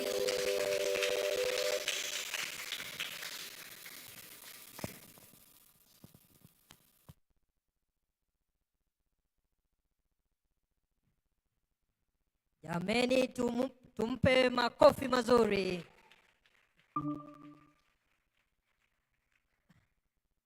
Wow. As she performed, I was so excited I could feel my intestines flat in my stomach. That was a great performance. That was such a nice voice.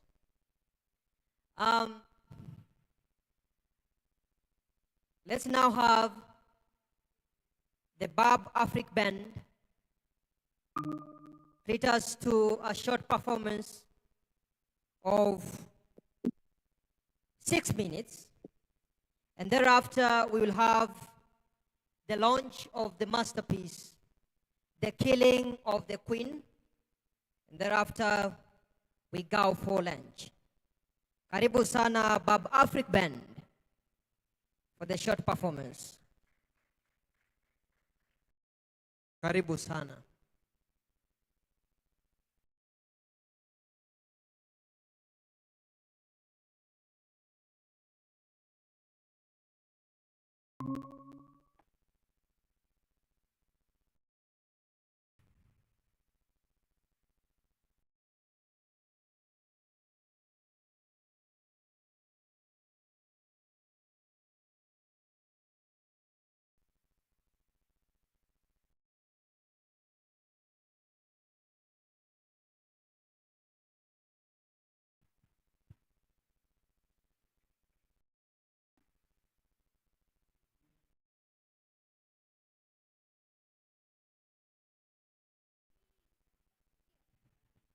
You can hear me? Can you hear me?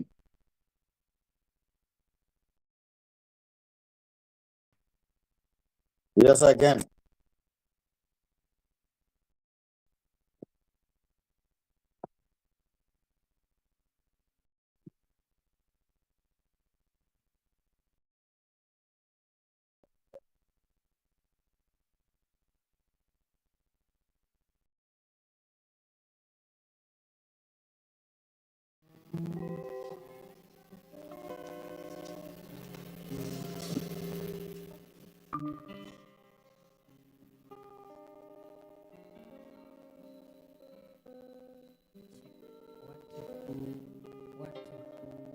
Hi guys. Hello. If you're hearing me, can I see your hands, please? Thank you very much. Due to public demand, we've been requested to again perform the African song that we performed.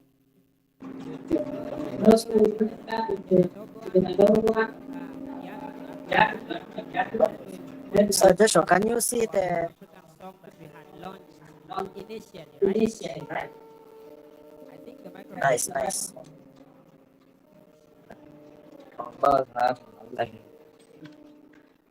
One, two. So, are you ready, guys?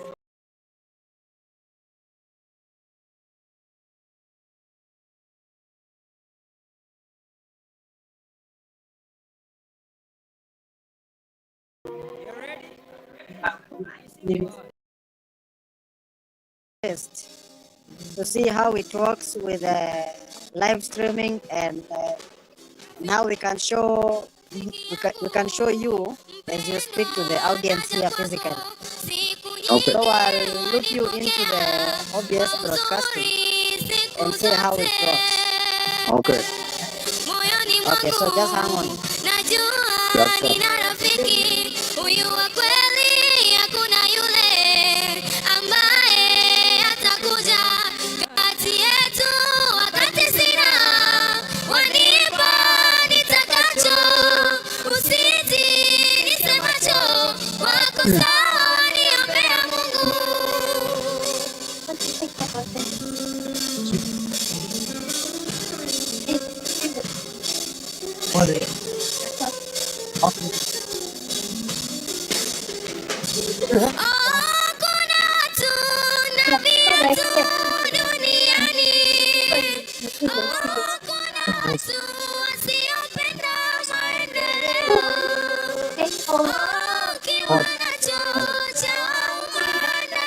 Come on down.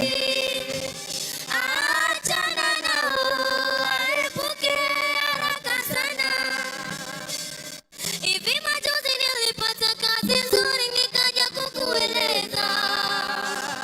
Mtu wa kwanza nilifikiria ni wewe rafiki yangu.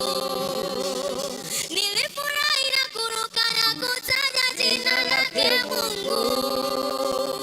Nikikuangalia mwako usoni umejisororesha. Ukaanza kusonya ukirusha mikono, sura umeikunja, kumbe ukufurahi mafanikio yangu. Ilikuwa hatua mimi kuja kukueleza. Ukaanza kusonya ukirusha mikono, sura umeikunja,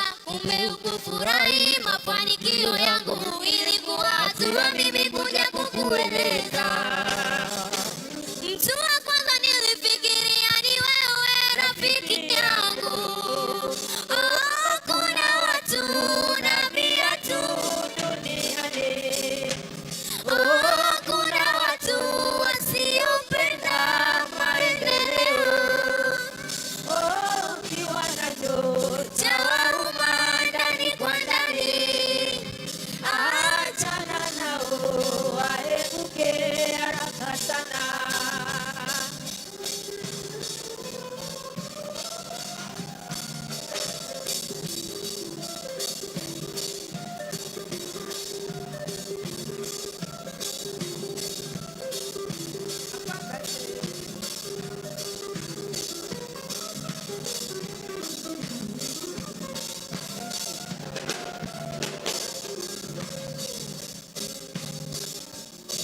Thank you. Thank you.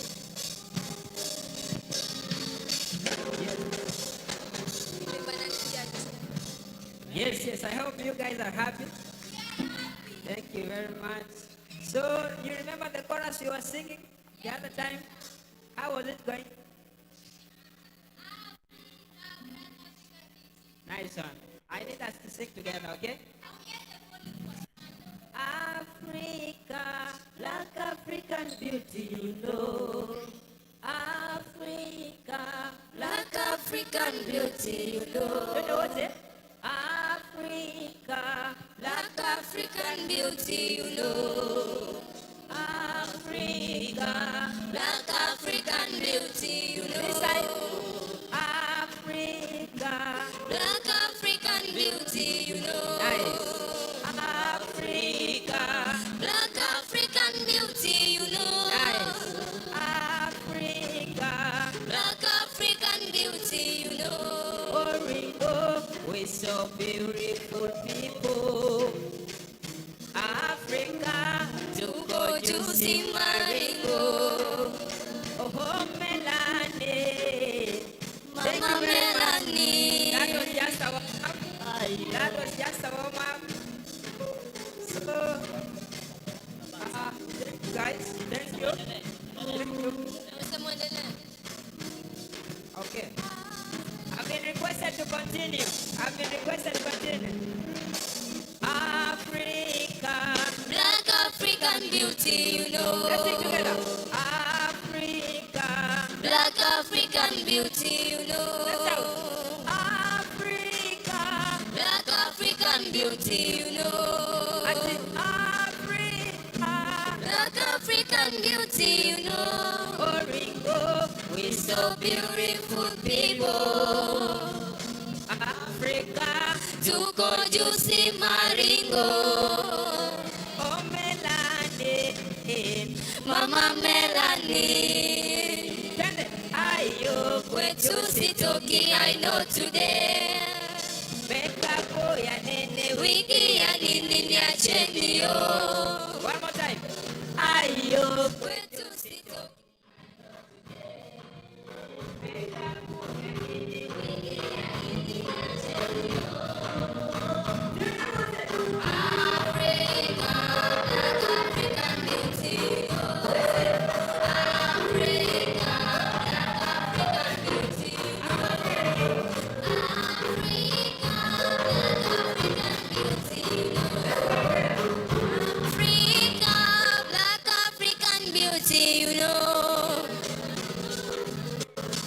Black melanin, it's a black melanin, black melanin.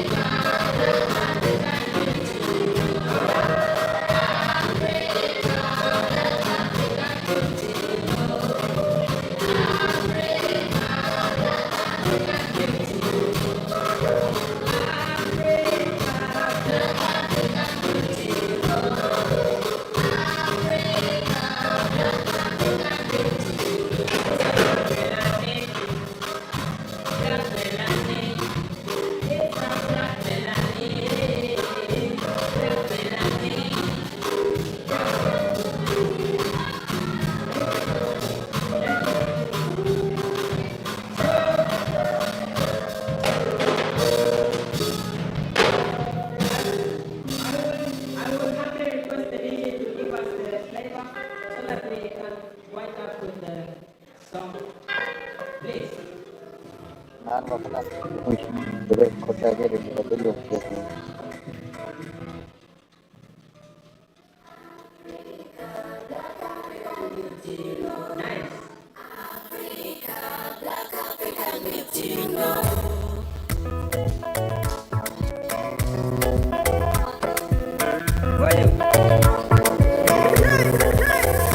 Oringo, we so beautiful people. Africa, tuko juicy maringo. Oh Melanie, Mama Melanie. Ayo kwetu sitoki, I know today. Makeup ya nini, wigi ya nini, niacheni yo. Ayo kwetu sitoki, I know today. Makeup ya nini, wigi ya nini, niacheni yo. Africa, black African beauty, you know. Africa, black African beauty, you know. Africa, black African beauty, you know. Africa, black African beauty, you know. Black melanin, black melanin, it's some black melanin, black melanin. Hey, one for the culture, real definition of an African beauty, so najua mali safi. Two for my partner, black melanin, no si bleach, mama sita na kupenda vile uko. Sina paya teacher, kupata mrembo amesoma si rahisi, walai na kupea sifa. Hosi niseme, lakini unajua jo kupika, watoto banajua kukaranga. We labda mazunuki ya kolon, ju colonization tuliacha zile enzi za Vasco, anajituma na tafuta do. Hawezi ngoja za boy hidden, mazapendi za vako, atie nyango Europa common. Wait, killer, can you give me some vocal?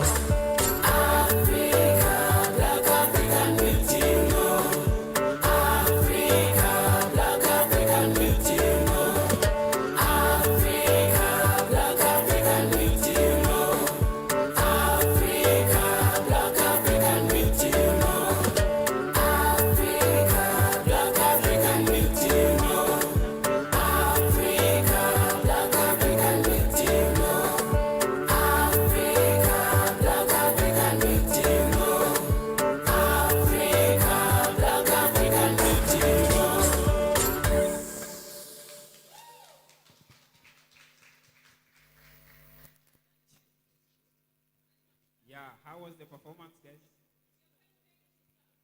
Yeah? Nice. So,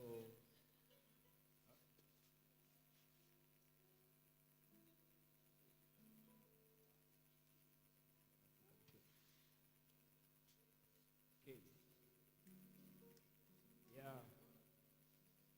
So, we're gonna perform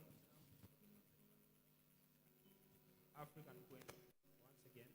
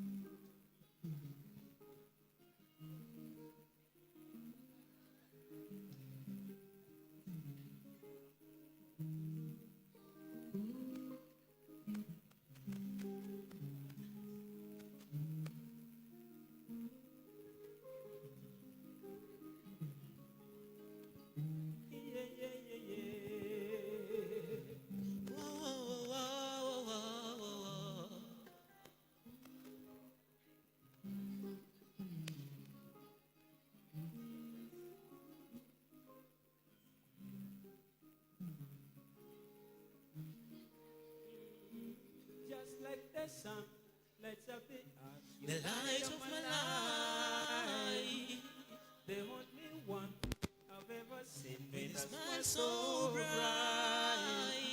And just yesterday, you came around my way.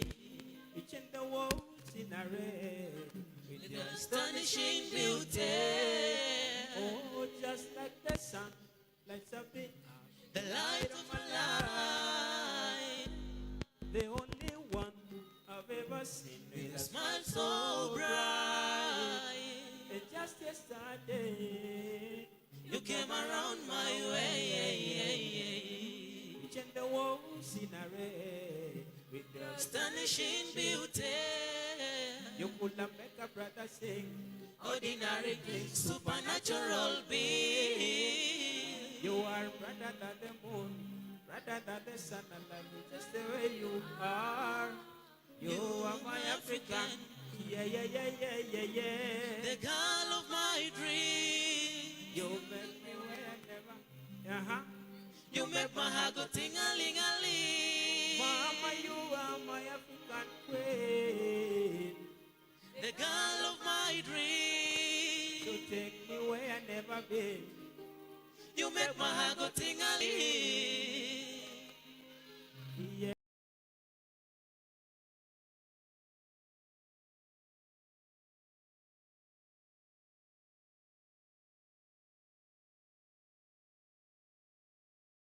Yeah, yeah, yeah, yeah, yeah.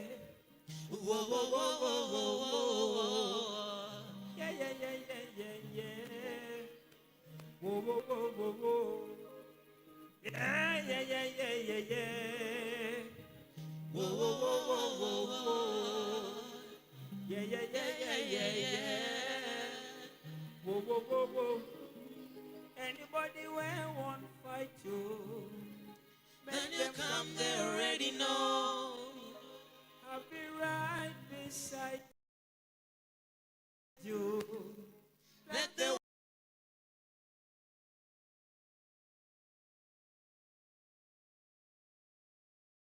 wall of Jericho. Anybody where won't fight you? When you come, they already know. I'll be right beside you. Let the walls of Jericho. They don't know, they don't know. They don't know what's going on. Monagiso, Monagiso, Monagiso, my baby boo. oh Monagiso, Monagis, Monagiso, my baby boo. Mama Monagiso, Monagis, Monagiso, boy. and getting better in Kung Fu. You should know I got. And you don't need to guide me too. I'll be a soldier for you. I'm getting better in Kung Fu. You should know I got. And you don't need to guide me too. They don't know. They don't know. They don't know what's going on. Monagiso, Monagiso, Monagiso, my baby boo. Oh, Monagiso, Monagiso, Monagiso, my baby boo. Messages zako nimeziona, eti umechoka visa vyangu. Oh mama, mbona nakufulumu? Si ungesema kama umechoka penzi langu. Oh mama, nijikatae. Meseji zako nimeziona mama, eti umechoka penzi langu. Oh mama, mbona nakufulumu? Si ungesema kama umechoka penzi langu. Oh mama, nijikatae. Aleta tuonane, hataki atatuonane. Vibaya hivyo. Oh mama, utatenane. Unapenda tufokeane. Vibaya hivyo.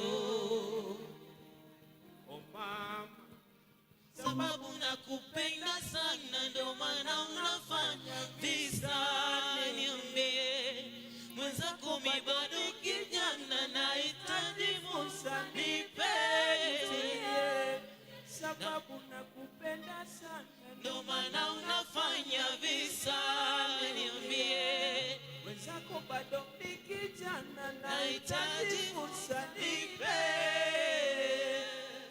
kamoyo anaenda mbio na karibia kukata roho mwenzako sina kimbilio ushanipiga keyo kamoyo kanaenda mbio na karibia kukata roho mwenzako sina kimbilio ushanipiga keyo kamoyo kanaenda mbio natamani kukata roho mwenzako sina kimbilio ushanipiga keyo nibadilie wazabu basi mama unipe likizo tu mimi bado nakupenda mama mama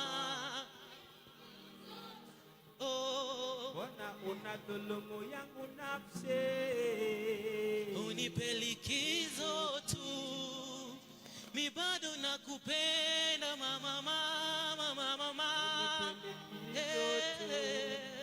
la la la la la la la la la la la la. Hey guys, tumeweka huzuni mpaka you guys kaanza kukua na huzuni, right? No. Sitaki mkuwe na agony. I don't want you guys to have agony, okay? I don't want to change your mood. And if I'm interfered with your good mood, guys, I'm sorry. It's just some heartbreak song. And let's give you one and itawachia, right? Nikikutazama moyo wayoyoma kipenzi cha moyo na kuyanza nikikutazama moyo wayoyoma kipenzi cha ngoro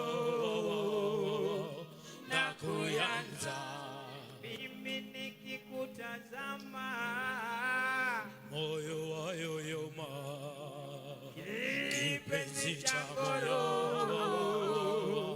na kuyanza mimi nikikutazama mama moyo wayoyoma kipenzi cha ngoro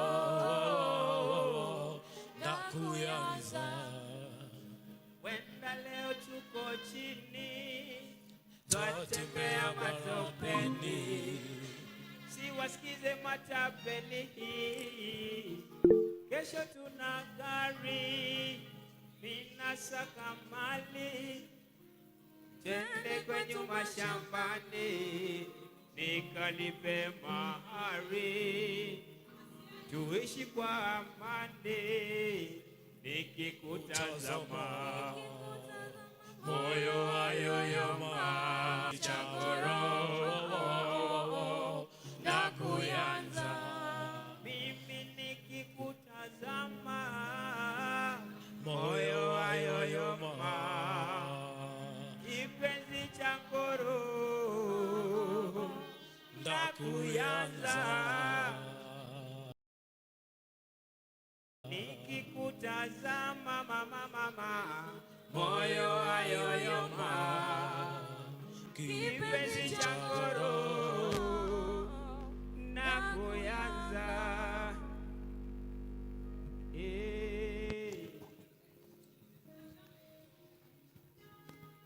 sambaratisha moyo wangu kwa kila kitu my baby si unaujua moyo wangu gumu kupenda watu wengi nikikugusa I like it ukinitazama I like it ukinipo I like it ati ugali na papa I like it. Are you ready for this one?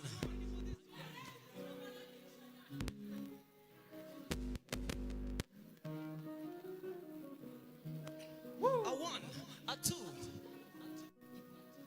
Sambaratisha moyo wangu kwa kila kitu my baby si unaujua moyo wangu gumu kupenda watu wengi, ukinigusa I like it, ukinitumasha I like it, ukinipa I like it, ati ugali na papa I like it, oh my love, let me call you sweetie honey, wakwangu wa uhakika, uni utamu gani kwanza kama umenishika, let me call you sweetie honey, wakwangu wa uhakika, utamu mpaka ndani, muda wote vurumai, baby let's go far away, baby far away,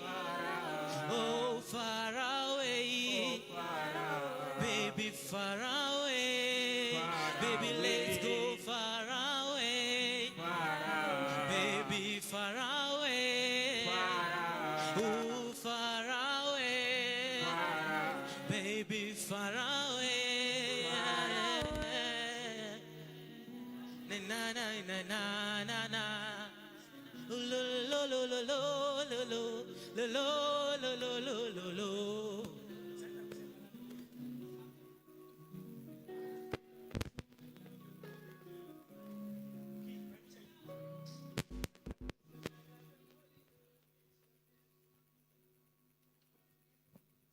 Check.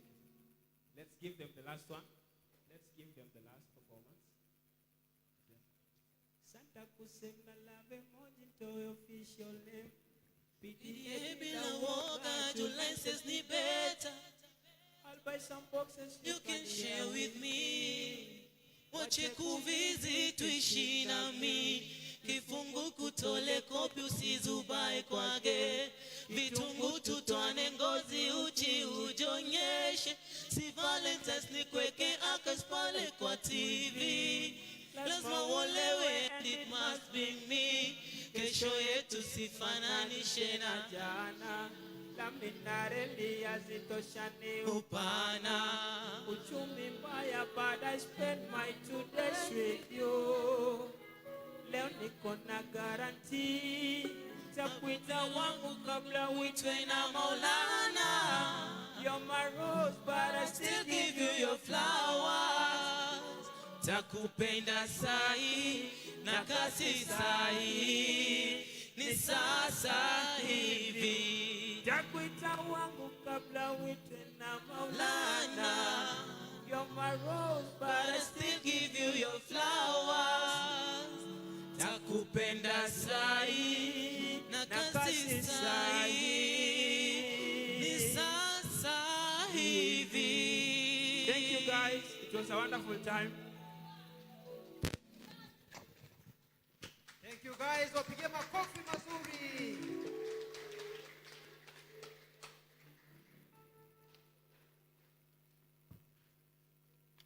The hour has come.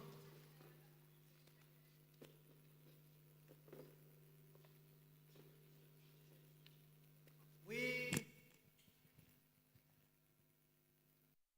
are going to have our book launch shortly. But as a way of preparing for the book launch, we are going to have a brief panel discussion on the intricate theme, why do Africa conform to the neo-colonial system of governance, and how can we shift the paradigm? We are going to have a very good discussion.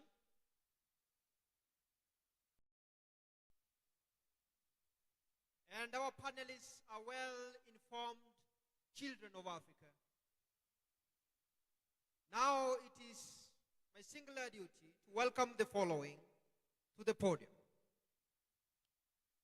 The moderator will be Aleena Zahir. The right of the masterpiece, The Killing of the Queen, which we launched today. We are also going to have Tamri Resiato.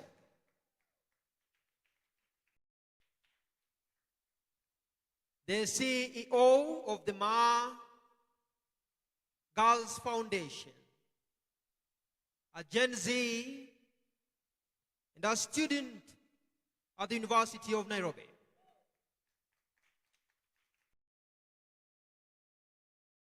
We're also going to have Jerusha Kananu. Jerusha Kananu is a Kenyan writer, an author of poetry anthologies titled Echoes of Military Souls.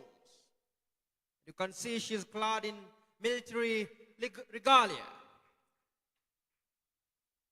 She's the winner of the 2022 African Redefined Indie Book Prize and a graduate from the University of Nairobi, English and Literature, and holds a Master's in Literature and Theater from Kenyatta University.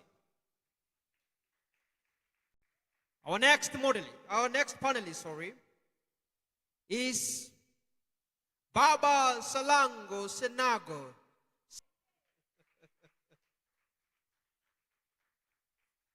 He is the Civet Cat Clan of the cultural heir of the Civet Clan, Cat Clan of the Buganda Cultural Community and Kingdom. The Grand Mentor of Ubuntu Nation Initiative for African Chiefs, Royals, Elders, and Professionals. The co-organizer of this Pan-African Cultural Symposium, the convener of the annual African Eldership and Spirituality Conference, African Cultures, Bonfires, and Story Night. He has graced this assemblage all the way from Uganda.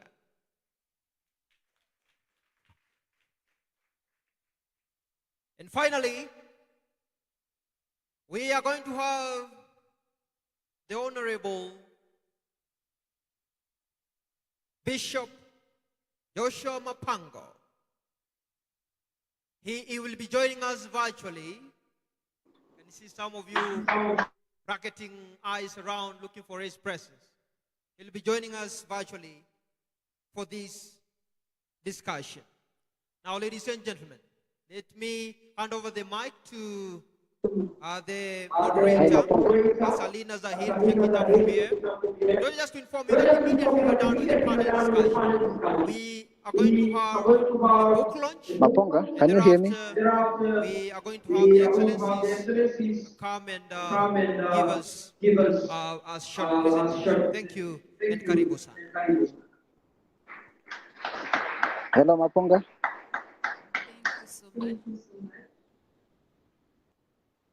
Thank you so much. Thank you so much.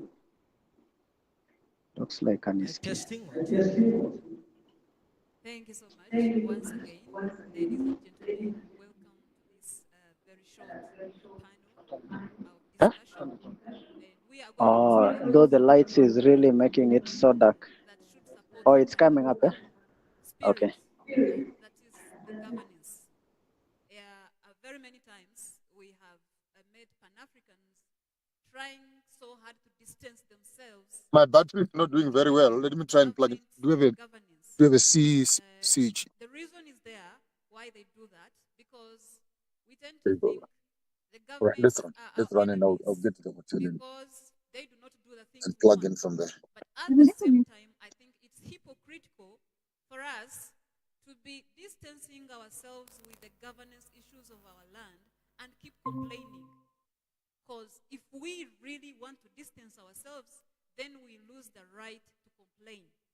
So I think we have a part to play, we have a role, and it's very important that we usually and always Yes, Maponga, can you hear me? on what should be done, what needs to be done, and if possible, participate fully in supporting our governments so that they can do I'm left. for us as nations. Thank you so much. Let me take this opportunity to welcome the two sisters and the elder we have on the panel.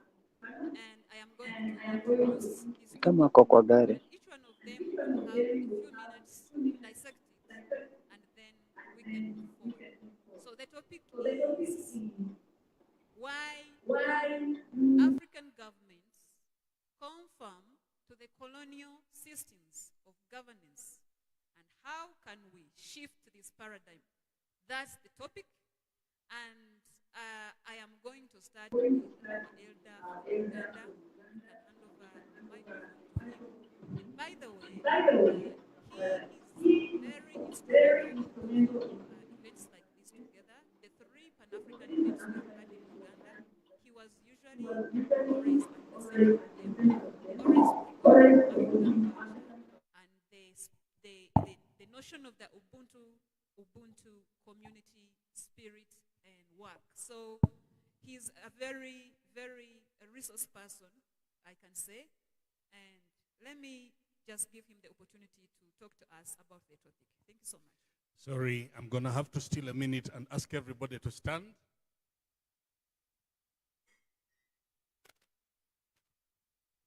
Yes, there is a Pan-African and African salutation that I had you fail to respond correctly to.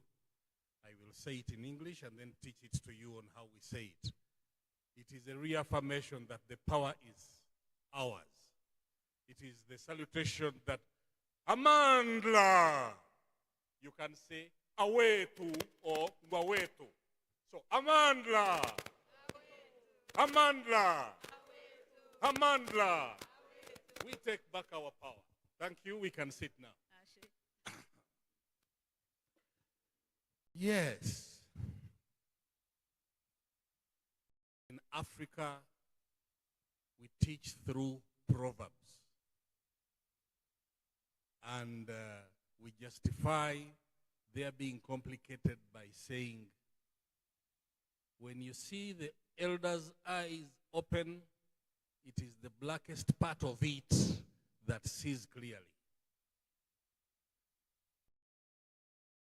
Why is Africa keen, quick, and eager to embrace everybody else other than herself? I will just give you one simple answer in one word: forgetfulness. Even if we want to be African, we do not remember how to be African. We've lost the naming culture. We are picking names along the way. We are borrowing names everywhere. We are even failing to do the homework for cultural names. I've been seated next to people who give you an African name and they don't know what it means. So, you cannot make the shift until you make the effort to find yourself.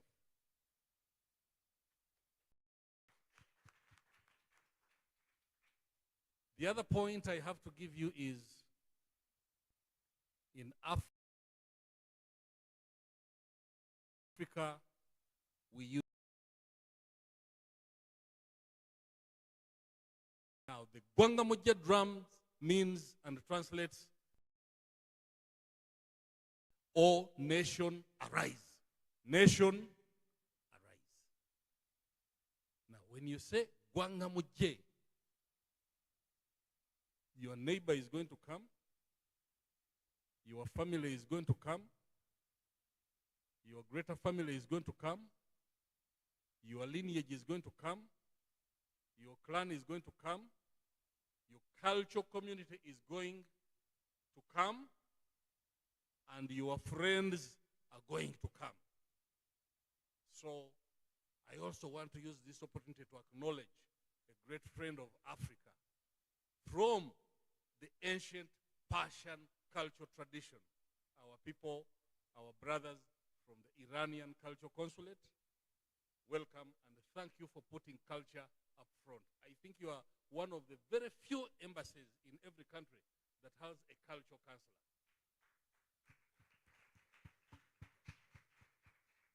So let us sound the drums and make sure that those that must come to our aid are the ones that come.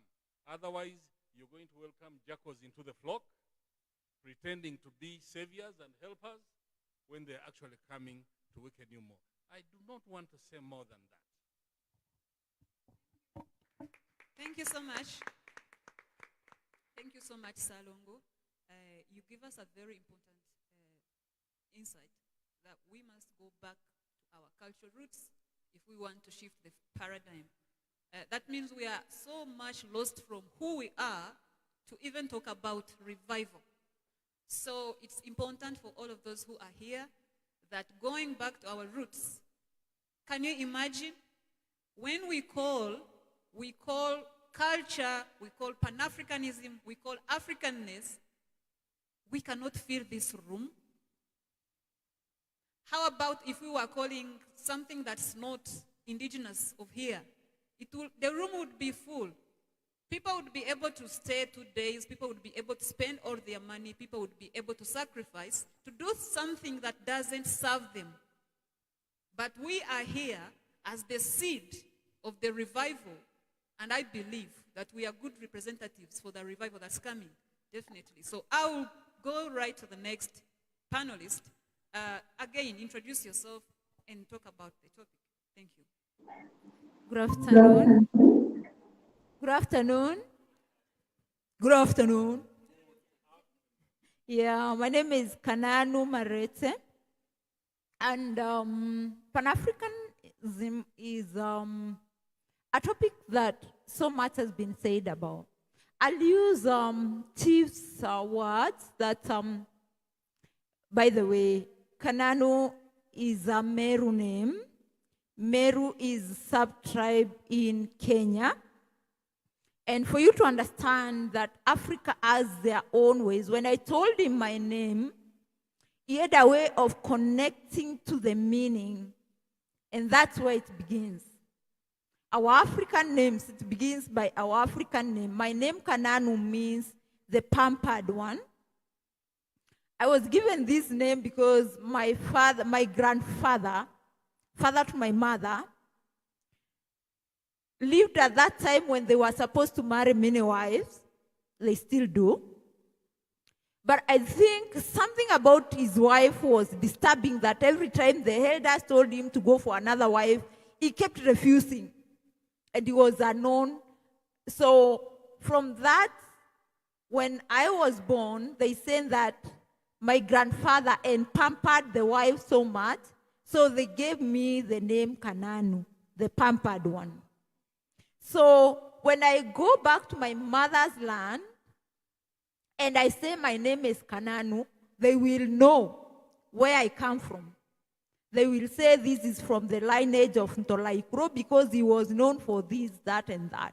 So when you lose your African name, you do not only lose the name, but you lose everything that comes with it. And that takes us to Eurocentrism.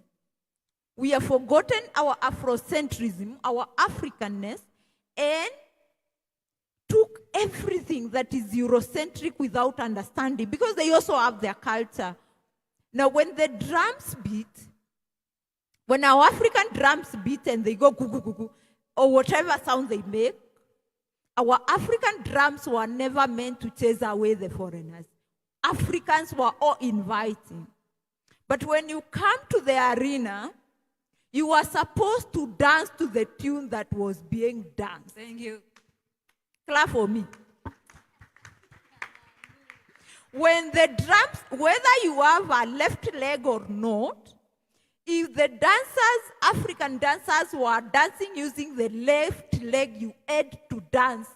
But it got to a time when our African drums, with all the generosity, the drums went, the gong went, and then people came to the arena, and somehow they told us the way you're doing it is not the right way, and some of us started dancing without the legs.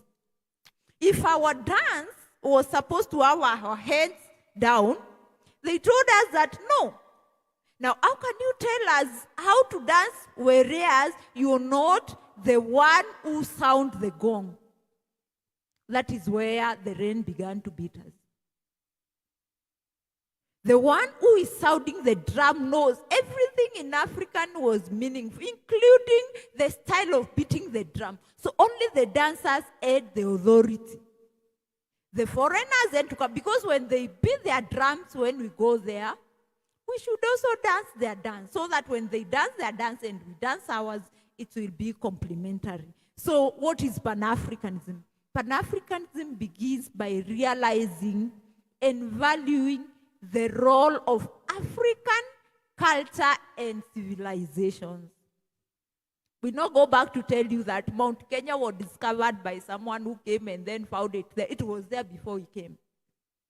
So there is realizing the role of our civilization. After realizing we value, after you value especially the young generation, the Gen Zs, who are you? When I ask you, who are you, and you tell me, I'm Michael, I'm Kelvin, I'm what? We really do not know you. You have to go back and understand and also challenge our own biases. How often do you find an African who is trying to use, okay, we are using English as our second language, but we have our first language.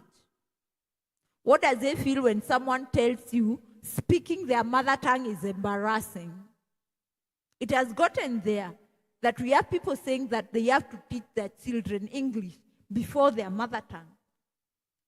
That is devaluing yourself. We should go back to our root, to teaching our own children. We know the world is changing, but we still have a role. A bird that, now you said African use proverbs. Take an example of a bird that sits on a mountain and insults the ground. Or a bird that stands on a tree and insults the ground. Who is holding the ground? Who is holding the tree?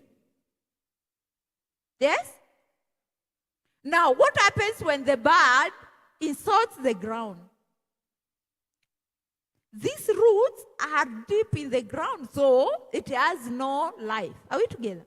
So that's my opinion, that we should begin by valuing. In addition to that, that is not enough.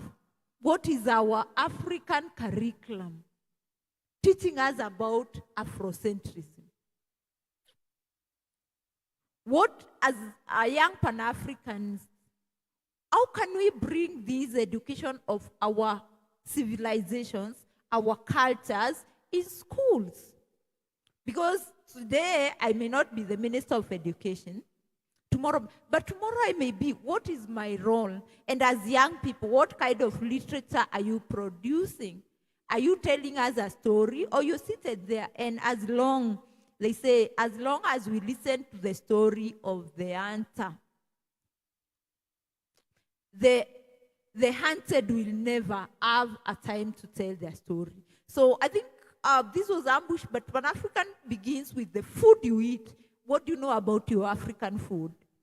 We've been having issues of cancer, what were people eating? It goes to the everything. I think everything, when it comes to Pan-African, we should look at all aspects of civilization. This contribution you've made to the matriarch. The African culture did not dispose of matriarch. Matriarchs had their say. And the feminism, by the way, that we're talking about, it was not a feminism of killing men. It was a balanced feminism. Of course, we have issues that we are going to say that we challenge our cultural aspects that add a way of insubordinating women, but still women earn their voice. But what voice will you have if you do not even know your position as a matriarch? So I think it all begins with us valuing and then starting to understand. And we can never understand ourselves if also we do not respect others. So we do not say that Pan-African has, but we have to uphold what is ours. I went somewhere, and because the person in front of me, and it's in my own country, is of different color, they are given opportunity. We go, we are queuing, but when they see my own sisters bearing my own blackness, because someone else of what they think is of a higher race, they just tell him move from the queue and go and get served. And they leave me in the queue. Because we also suffer inferiority complex. Sometimes it's not what is outside that is killing us, it is what is inside. is what you think of yourself that kills you. Than if you have confidence in whom you are. Your hair is kinky, you love it that way. These are my roots, these are my ancestors. This is my name, this is my food, this is our belief, these are our guns. The poem that I was singing here, I was talking about here, those do not hear, is that my ancestors would walk to Mount Kenya when there was drought. My grandfather used to tell me, they noticed that it has not rained as it should. They would carry a sacrifice. And they walk for long distance. And the only music would be is luai. There are some desert shrubs that make some noise like ambulance. Woo, woo. There is those who come from Meru in the they have, and they would go barefoot. They would go call Kenikiro. We were discussing with him the way we call our God Kenyonto. He was a big breast and can breastfeed everyone. They would go call his name Kenyonto, Kenikiro, Kaimba, Iwurus, and they would pray, chant, and offer them. By the time they would go down, the rain was, they could not even walk. They walked when it was dusty. When they were going down, the rain started immediately after prayer, serious rains, and there would be plenty of food. And then someone comes to you to tell you that your ancestors were devils. Let us understand our roots. I mean, I can talk a lot, but I think this is something, and thank you for contributing, for this contribution. Especially, I believe the role of matriarch is not something, there is a gap. We should also come in as matriarchs and try to understand and make people understand what's Afrocentric about matriarch. Thank you so much. Thank you so much. I know that's why I say that the matriarchs must rise. You heard what she said. A lot of wisdom, a lot of knowledge. It says a lot about women's guidance and counsels so that we can make our communities better. She also mentions a lot of things, but she reminded me of something. Tomorrow is Easter, you know? You know that? Are you going for Easter? I think it's very symbolic that we are having this event on Easter Eve. You know what would be happening out there where the people would be going on days like this? For you to spare your time and do something cultural, something indigenous to you, speaks volumes. And I just can imagine if we would shun holidays that have nothing to do with our culture and background and invent our own holidays, which mean a lot to us, and make sure we remember that a lot of the foreign ideas are largely commercial and meant to erode our spirituality and culture. That's a fact. So if you go for Easter or Christmas, you're definitely consuming a lot of stuff. All the supermarkets and everywhere, you're buying stuff you don't even need to celebrate something you don't understand. So I just wanted to make that insight, and thank you so much. I'll go to the next Gen Z. Let's hear from a Gen Z. Thank you very much, Brenda, and let me congratulate you for your book. Hello, everyone. How are you guys? You're fine, thank you. Ataminiko, fine, thank you. My name is Tamari Resiato, and I will repeat, I'm Resiato. It means beautiful in the Ma community, and I'm very excited to be in this place. I actually hope that next time when we have this event, you shall also tell us earlier so we bring the 20 people that we know, the hundreds of people that we know, so that we fill this room and have a vibrant community with us here. On top of that, I'm the CEO and founder of the Magal Foundation, and it's actually very beautiful that it intermarries with Pan-Africanism, because the reason why we started was to bring back our culture. And you find that our cultures are very beautiful and very rich. You find that even growing up, our morals, look at how we treat each other, the respect that we are taught as we grow up, the things that we are taught, the foods that we eat, you know, the dressing that we have.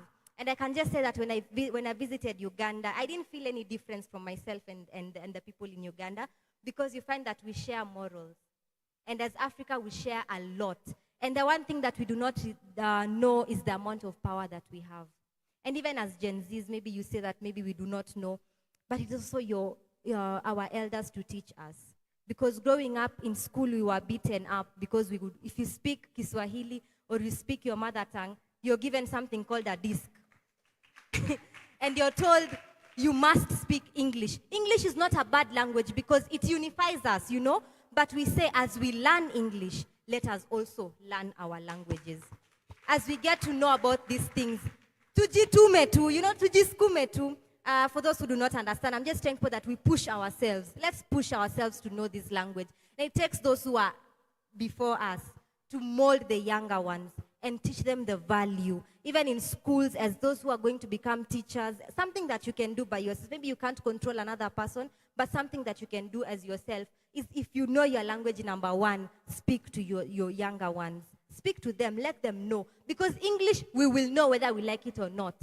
Because we'll interact with people, we'll interact with the world, so we will still learn. After all, our